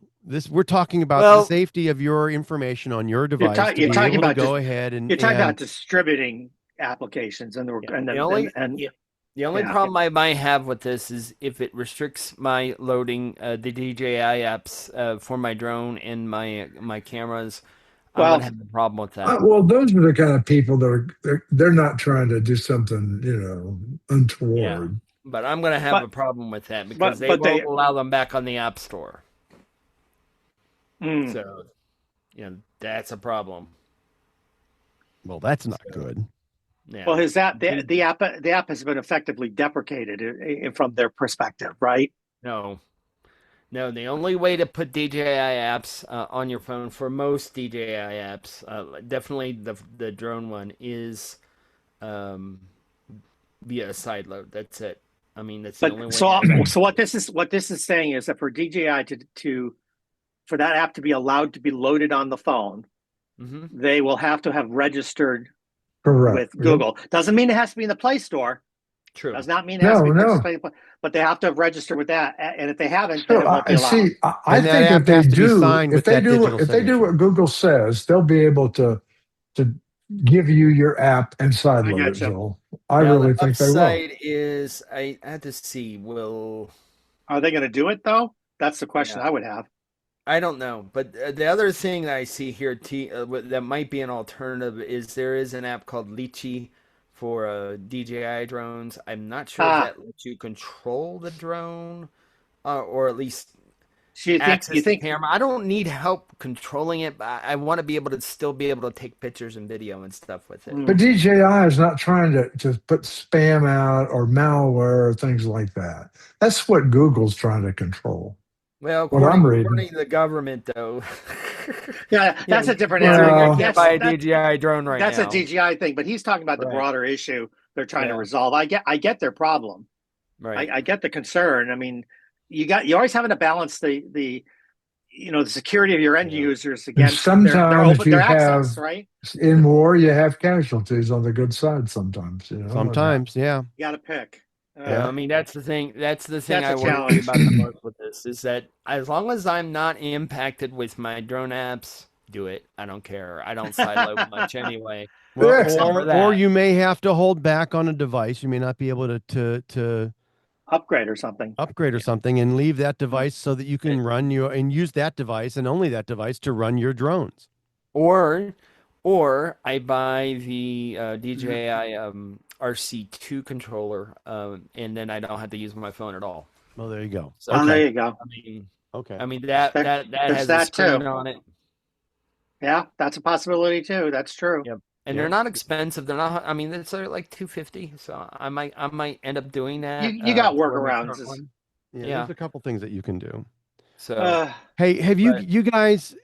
Has anybody heard anything interesting or new about any of these AI-based glasses or any of the meta glasses that are out there? Because Iron Man is issuing a competition ban on Oakley meta glasses. Yes, Now, they Joel, what's are. going on with this?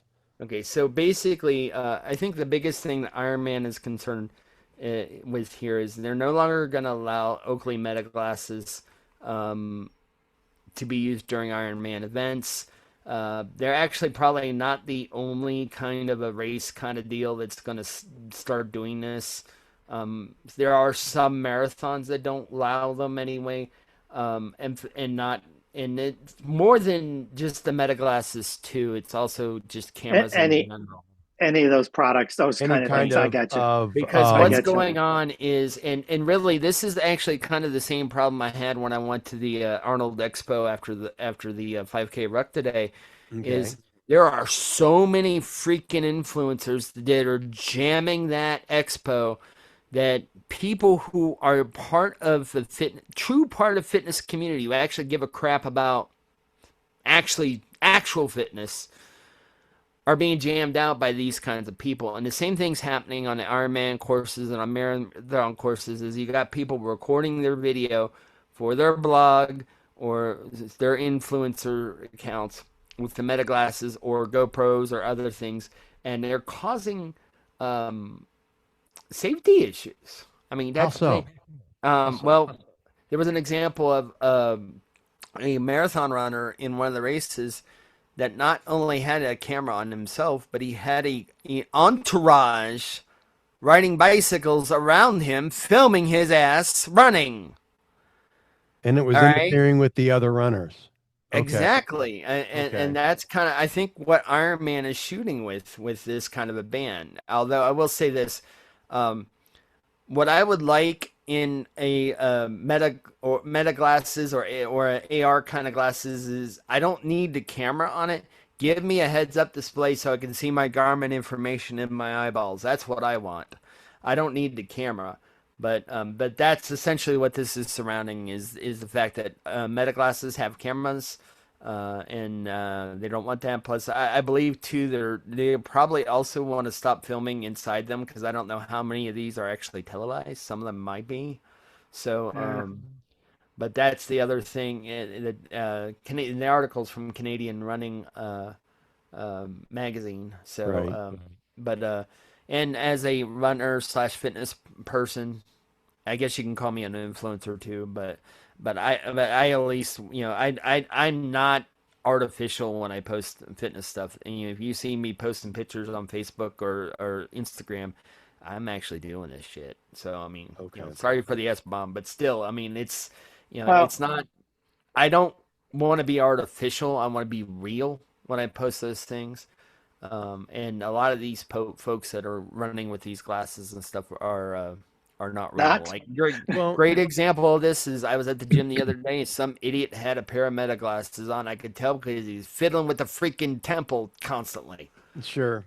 So and Sure. it's And part, like you said earlier, part of this is because of the incident with Matt Choi, who at the yes, last New York Marathon in 2024, I yeah, believe. that's the one I was talking about. Yep. Right.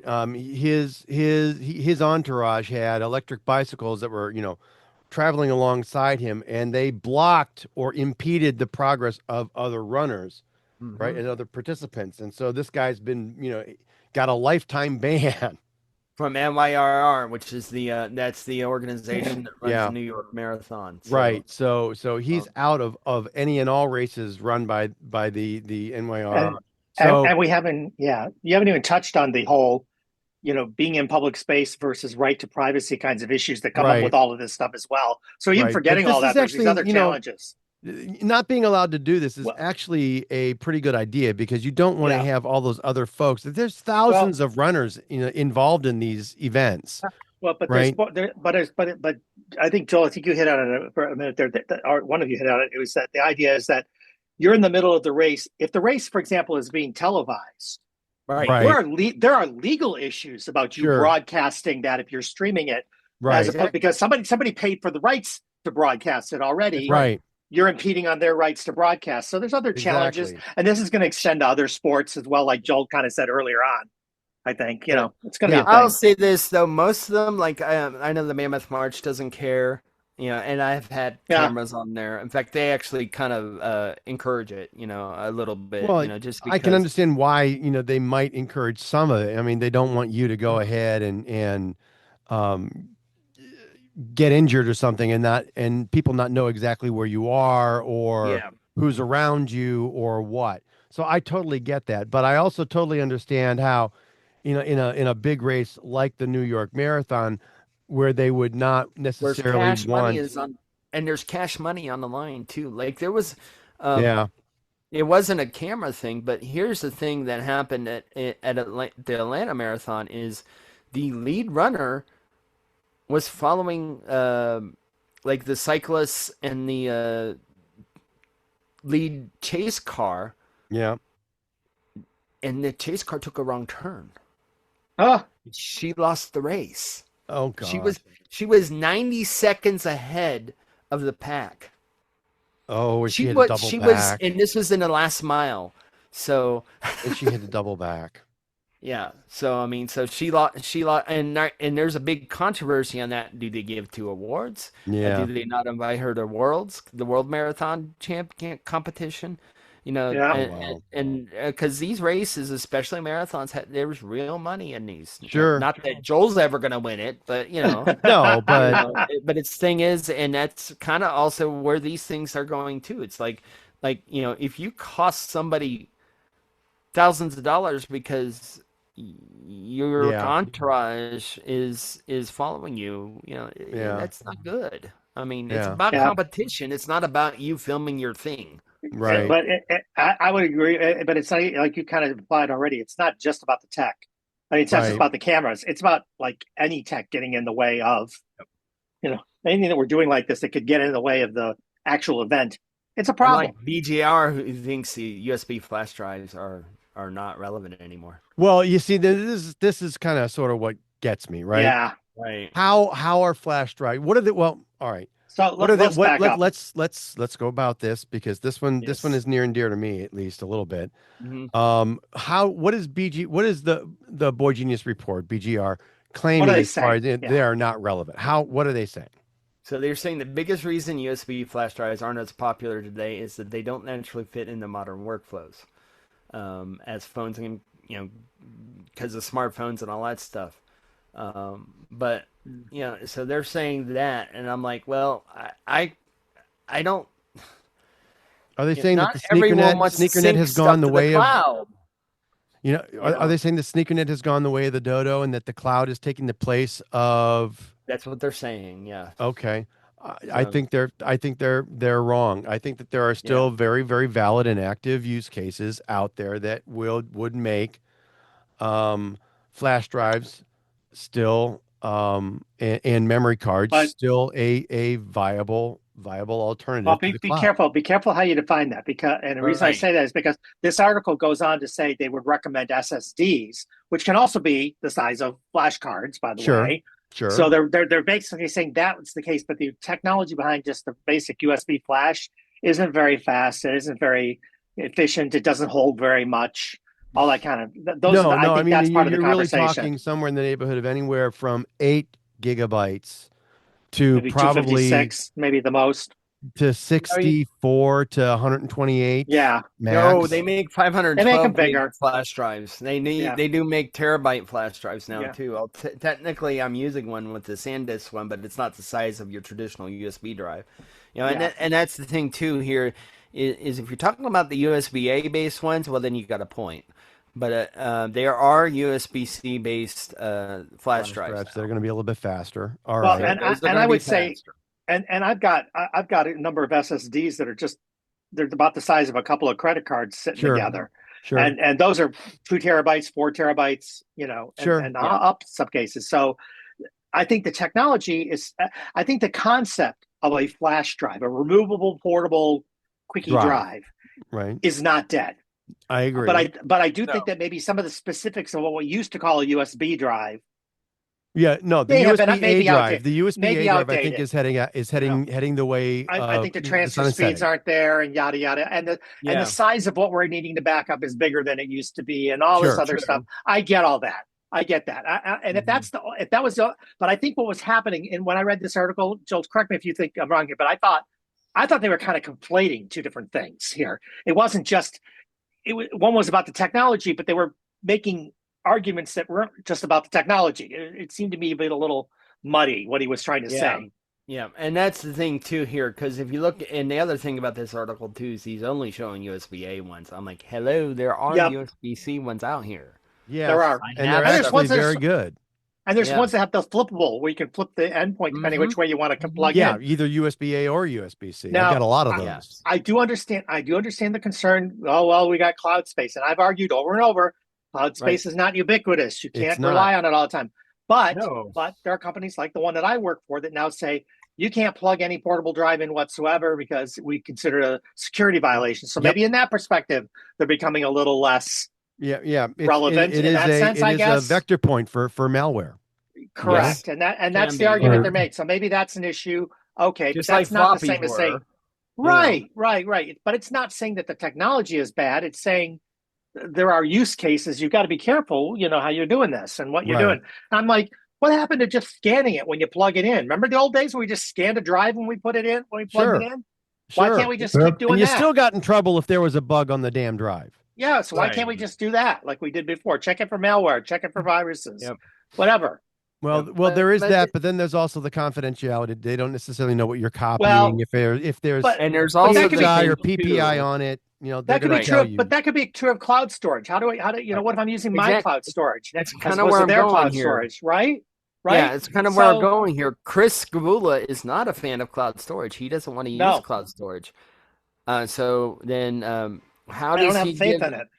Well, how does he give a picture to his family members, and he doesn't want to send it across the internet? Well, with a thumb drive, I mean that's What you really do. your only choice. Yeah, absolutely true. Sure, So, sure. or technically email maybe, but You could, as long as it's not too big, yeah, you could probably use email, I but suppose. it's like that's not everyone trusts the cloud, and not everyone should trust the cloud. Agreed. Well, and we've had the discussion where not all cloud solutions are available to all platforms either. So True. that's a challenge as well, not equally. Yep. And all those things are challenges. So I would agree. I agree. I don't think that the USB drive, I don't want to call it a USB drive. Let's just call it portable storage. Yeah. I would argue that portable storage is definitely not anywhere near its death knell, and I would disagree with that No, premise being I put agree forward at with all. that. Nope. But I got one. I got one hooked up to my MacBook here right now. I got a I terabyte use drive. one. I use one as my backup drive because it's Yep. just so convenient and small. I can put it away anywhere.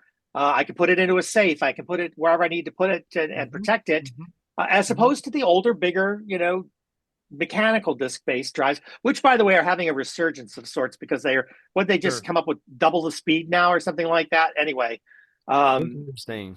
they're making Yeah, a I bit of a just bought a comeback. new fast one yesterday for my car.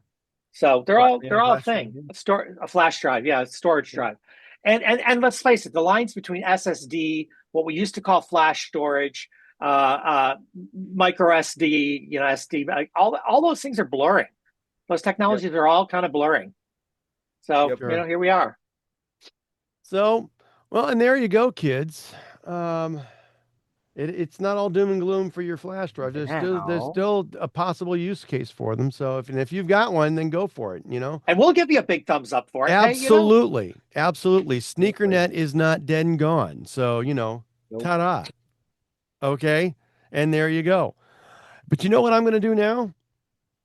I'm going to go ahead and I'm going to move us to our Windows and Linux segment, but I'm going to do that right after this brief message. Hi, this is Christopher Spera from iTechGear.org. I wanted to talk with you today about becoming a contributing donor to the site. iTechGear.org has been around for almost 15 years. In fact, our anniversary is just around the corner on January 10th, 2025. 15 years. Where has the time gone? I've never really asked for any kind of donations for the site. It's always been about me providing value to you, a site visitor or podcast listener. The iTechGear Weekly is now in its 4th year of production, and Chris G, Joel, and Dr. Mr. Larry McJunkin and I are having a really great time providing you with some of the best free tech talk available from time-tested original internet writers, testers, site founders, and professional writers and editors on the internet. I truly believe that our crew has some of the best and most qualified pundits and commentators on the internet today. And we're not hobbled by any kind of sponsorship or affiliated relationship or other time-bought posts. It all comes from the heart. Unfortunately, times are kind of tough. And since the COVID-19 pandemic of 2020 to 2023, yes, almost 3 full years, times have become increasingly difficult for small independent sites like iTechGear.org to stay afloat. I normally do this with a portion of the salary I make from the day job, but with the IT market so tight right now, it's really difficult sometimes for many to make normal household ends meet, let alone fund a site like iTechGear that might decide to bring in a buck or two. It ain't easy. If you find any of our content on iTechGear or from ITGW to be of any value at all, I would seriously appreciate you donating as little as just $1 to the cause. While we do have a Patreon site, it's hard to keep one website up, let alone 2. And since it's really only me doing the work, our Patreon site hasn't really helped us at all. If you can make a donation to the site or to the show of any amount, I'd be forever grateful. All donations will go to site maintenance, hosting, podcast hosting, and everything iTechGear related. Donations can be made to my PayPal account at chris@itechgear.org. Make a donation. We'll thank you immediately on the next ITGW episode and voice our gratitude. I want to thank you. We appreciate your consideration, time, and attention. Now let's get back to the latest iTechGear Weekly episode. And welcome back to the iTechGear Weekly episode number 163. There is no spoon. And I'm going to go ahead and, there it is, kids. It's time for that old clock on the wall that says, hey, here comes the Windows and Linux segment, and it's time for the Microsoft Mistake-a-thon. And Joel, go ahead and spin that big wheel. Big money, big money, big money. Hey, here we go. Big money, big money.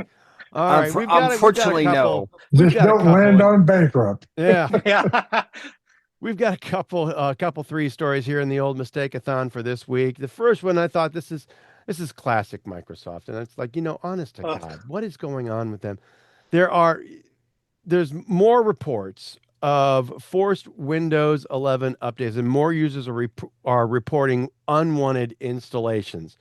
So this is really kind of frustrating. We're using a report here from PC World, and they are reporting that users are experiencing some unwanted Windows 11 updates, including kids unauthorized upgrades from 24H2 to 25H2. All right, and even Windows 10 to Windows 11 without their consent. For what it's worth, we had 3 of these happen in the past week.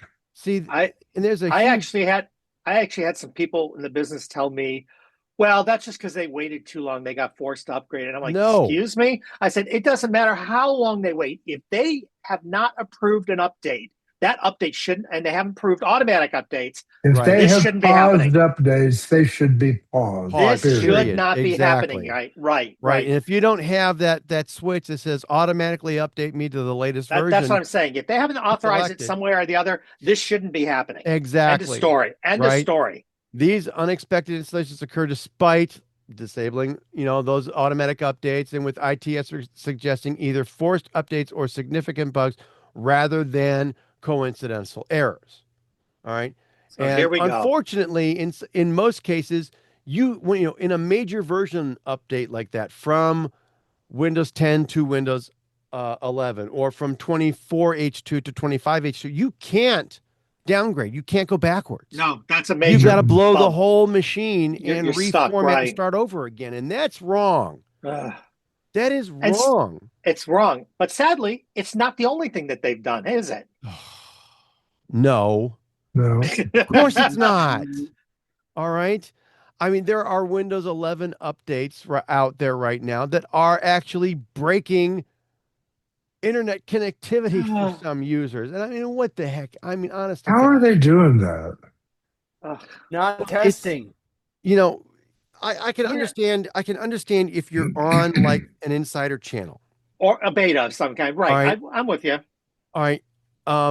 Or some other, because that happened to you, I know, in the It happened to latest me version on of the Mac. my beta. Mac. Yep. And they fixed it, but it And they happened in did. one of the betas. It was Right, but intermittent that was breaking. a beta release, right? It was And a beta release.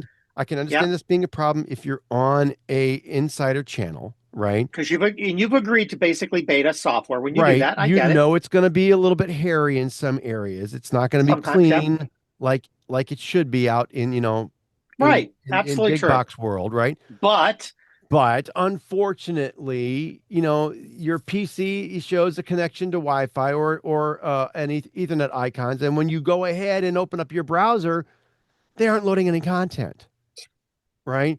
Or those network-dependent applications, they fail to connect to the network or to the internet, and it's really sort of annoying. These things shouldn't be happening. All right. Now, this is happening to individual home users, corporate IT environments, and Yep. in devices connected to enterprise networks. So your And- IoT kind of stuff. And let me add to this because this is important. And you sort of mentioned corporate environment is one of the things I Yep. know that I get forced. My machine forces those updates every month, Yep. like clockwork, Yep. whether I want them or not. And our Yep. corporate policy forces them. And I've had it break. I've had things like my Outlook inbox Yep. wouldn't come up, Yep. that kind of thing, where I got an empty inbox. It Sure. wasn't really gone. I could see it on my other devices, but I couldn't see it on my Windows device that Right. updated. And glitchy things like that keep happening. And in that case, I, as the end user, didn't say you're allowed to do this. My corporation said to do this, Right. but they've got no word that there's going to potentially be a bug. No. And so they can't always roll it back. Sometimes they're stuck. So yeah, could we fix this crap and stop? Wasn't this supposed to be the year that Microsoft fixed everything? Wasn't that supposed to be this year? Oh, you think that's supposed to be this year? Oh, well, There Sorry, you go sorry. again. You use There I that go. word.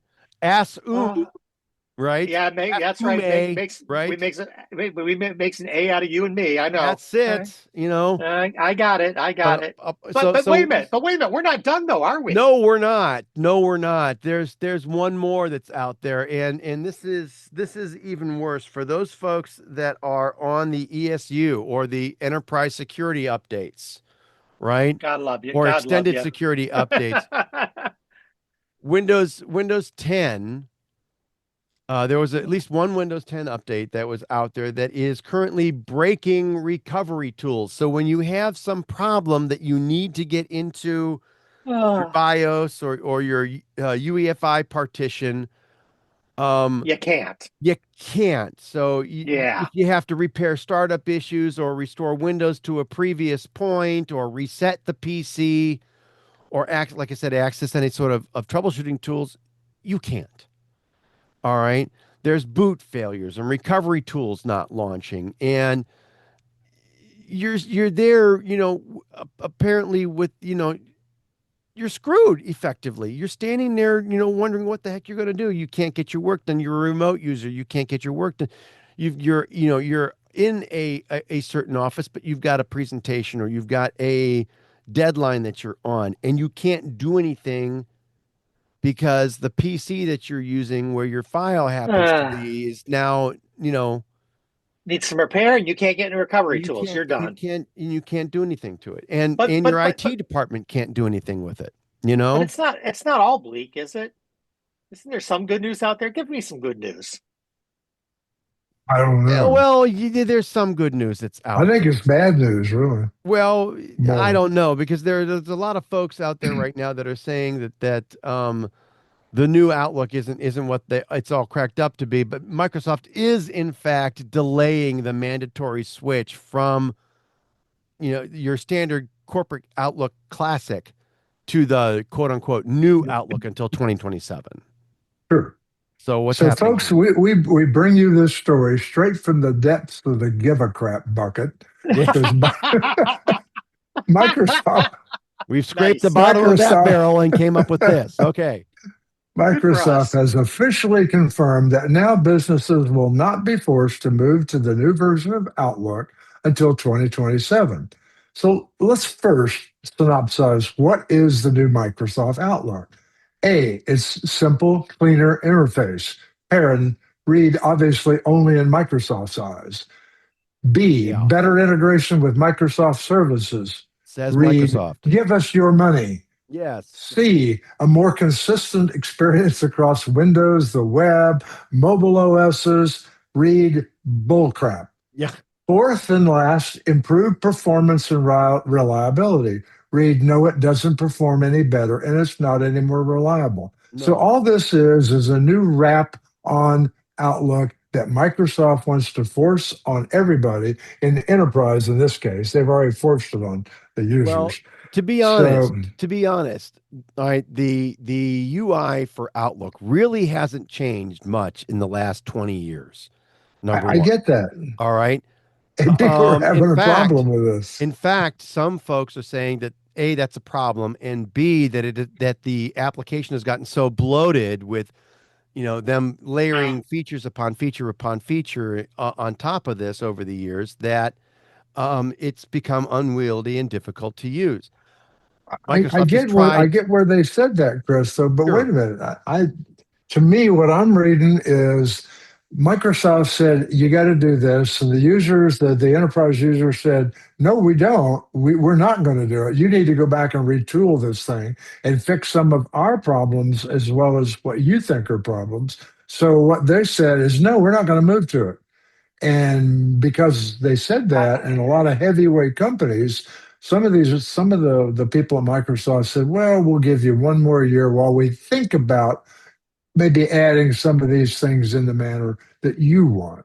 So the big with issue that I have here is that email is still a huge part of the daily corporate. Oh, it workflow. is. I mean, we can't live without it.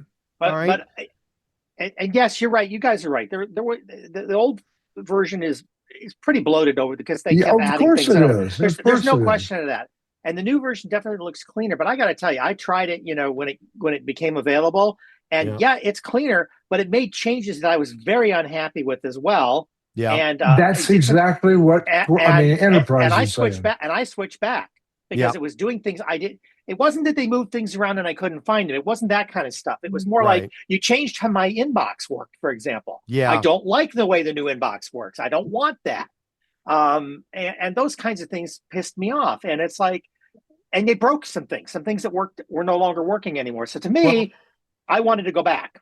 Right. You Well, know, there are three huge issues with this particular problem. All right. In this particular issue. All right. Okay. There's a lot of companies that use a lot of different Outlook-based add-ins, all right, True. and integrations, all right, and they don't work well or work at all with the new Outlook. That's all right? fair. The same thing that happened with the introduction of Windows 8 from Windows 7. It was so different that there was at least a 3 to 6 month sort of learning curve here where people had to relearn and rethink about how they did things. And so you've got all this training for employees that has to go on, and this is a problem because it slows the workflow down. It slows the productivity. And Chris, some of those add-ons you're talking about were add-ons that the companies paid a software developer to do expressly for them. Now they got to go pay them to do it again. Yeah, they don't want to do that. Right. And these are things, like productivity tools, CRM systems, internal databases, et cetera, that are supposed to work natively with email and increase their employees' productivity. They don't work, or they don't work well, or they don't the same level of output. All right. And this, not only do you have the learning curve and the training problems, but you've also got the workflow stability or instability that is now a problem that you have to work around, right? This is all a problem. People aren't able to do their jobs. And you cannot change something as fundamental as email and expect everybody to just be happy-go-lucky. Oh, my goodness. I'm so excited. I've got this new application that I have to completely learn and change the way I do things every day. It just doesn't work like that. No, I get it. It doesn't work like that. I'm with you. This is the big reason why Windows 8 was such a failure and why they had to go ahead, why Windows 10 is the way that it is, and why Windows 11 is the way that it is. You can't change the way a company works. You can't flick guys, a switch. I'm truly frightened of what Windows 12 is going to look like. I'll be honest with you, because I have a feeling it's going to be more crap and less fix. Oh, well, yeah, it's going to be more Copilot. It might be the reason people buy Neos. Right. Yeah, it could be. Yeah, it could be. It could be one of the reasons why people switch to Linux or to Mac, right? Sure. All right. Not looking forward to it. Both of those in the enterprise, Linux has had a long enterprise relationship, and Macs are now a lot easier to control and to monitor and maintain in the enterprise. So Microsoft is playing with fire here by doing this. I would say that's true. And these 4 stories this week, I mean, are they truly wanting to screw the pooch? Are they really wanting to mess things up for themselves? I mean, but this is the year they're fixing everything, right? This is the year we're fixing stuff. I truly think they think they're doing the right thing. They really do. Right. No, I think those millennial marketing managers that they've got in place think that they're doing the right thing. Then they don't understand the way the computing works. They really don't.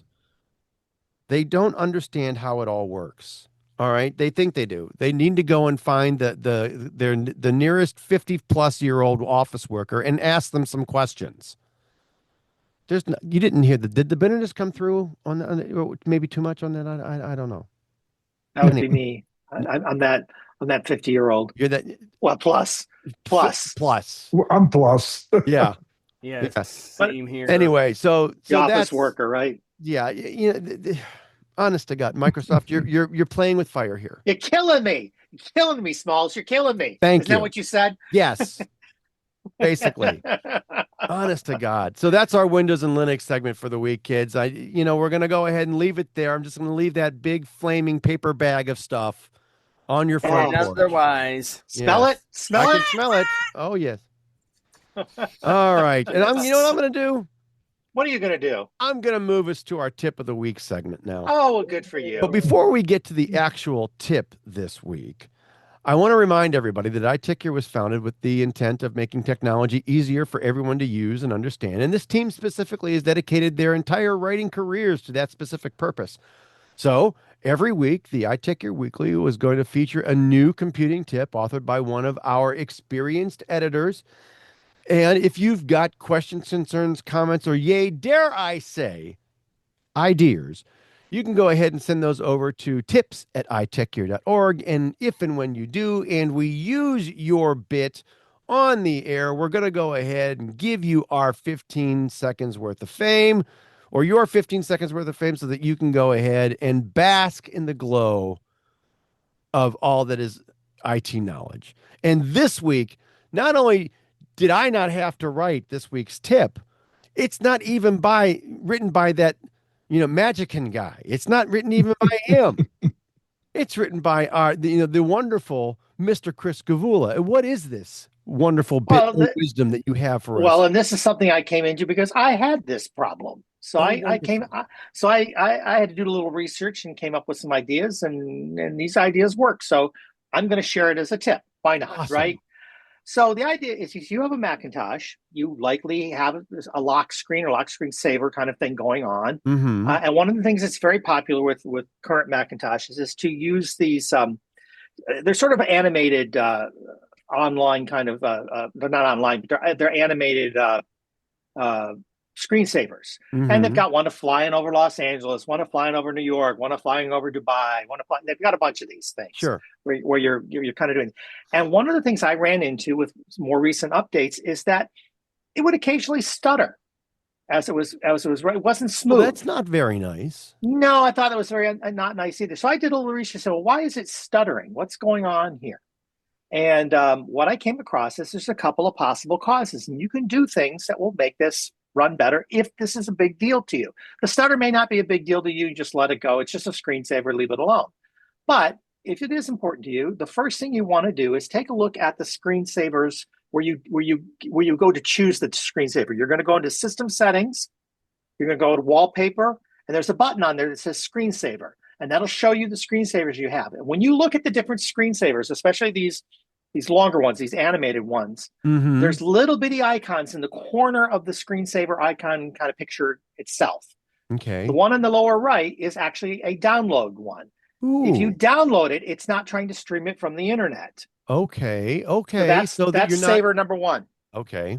So you're loading it locally then from then on. Okay. So it should run helps, smoother. So no stutter. That helps a lot of people. It doesn't help everybody because that's not always the problem. But that is the biggest version of the problem that people run into. So downloading it should help the vast majority of people. If that does not help you, you can take a further step. Again, go into System Settings, go to the display settings this time, Mm-hmm. and look at where it says refresh rate. If you have a good new monitor, by default, it probably says ProMotion. Okay. Change that to 60 hertz if you're in the US. Okay. If you're in some other places, you might have to choose 50 hertz instead of 60 hertz, but try 60 hertz first. Okay. That way, the lineup between what the laptop or the device is trying to do and what's happening on your screen, sometimes those things get out of sync. Yes, your monitor does ProMotion, but sometimes the screensaver doesn't know what to do. If you change it to 60 hertz because the screensaver was recorded that way, it lines up with what it's not trying to upscale anything or do anything to it. It prevents that from happening. For me, that's what corrected the issue, the screensaver issue. Okay. So it's just a kind of concept. Those are two things. If the screensaver is a big deal to you, these are two different things you can try that can get make it nice and smooth. Download it to your number one. To your Mac, or change the refresh rate on your monitor so that it's not trying to upscale anything to up refresh the rate or double the rate or something like that from what it's recorded at. That way it lines up with what's recorded at. So gotcha. Awesome. Well, thank you, sir. And it's a little trick. And that is our tip of the week. And thank you very much. Got it.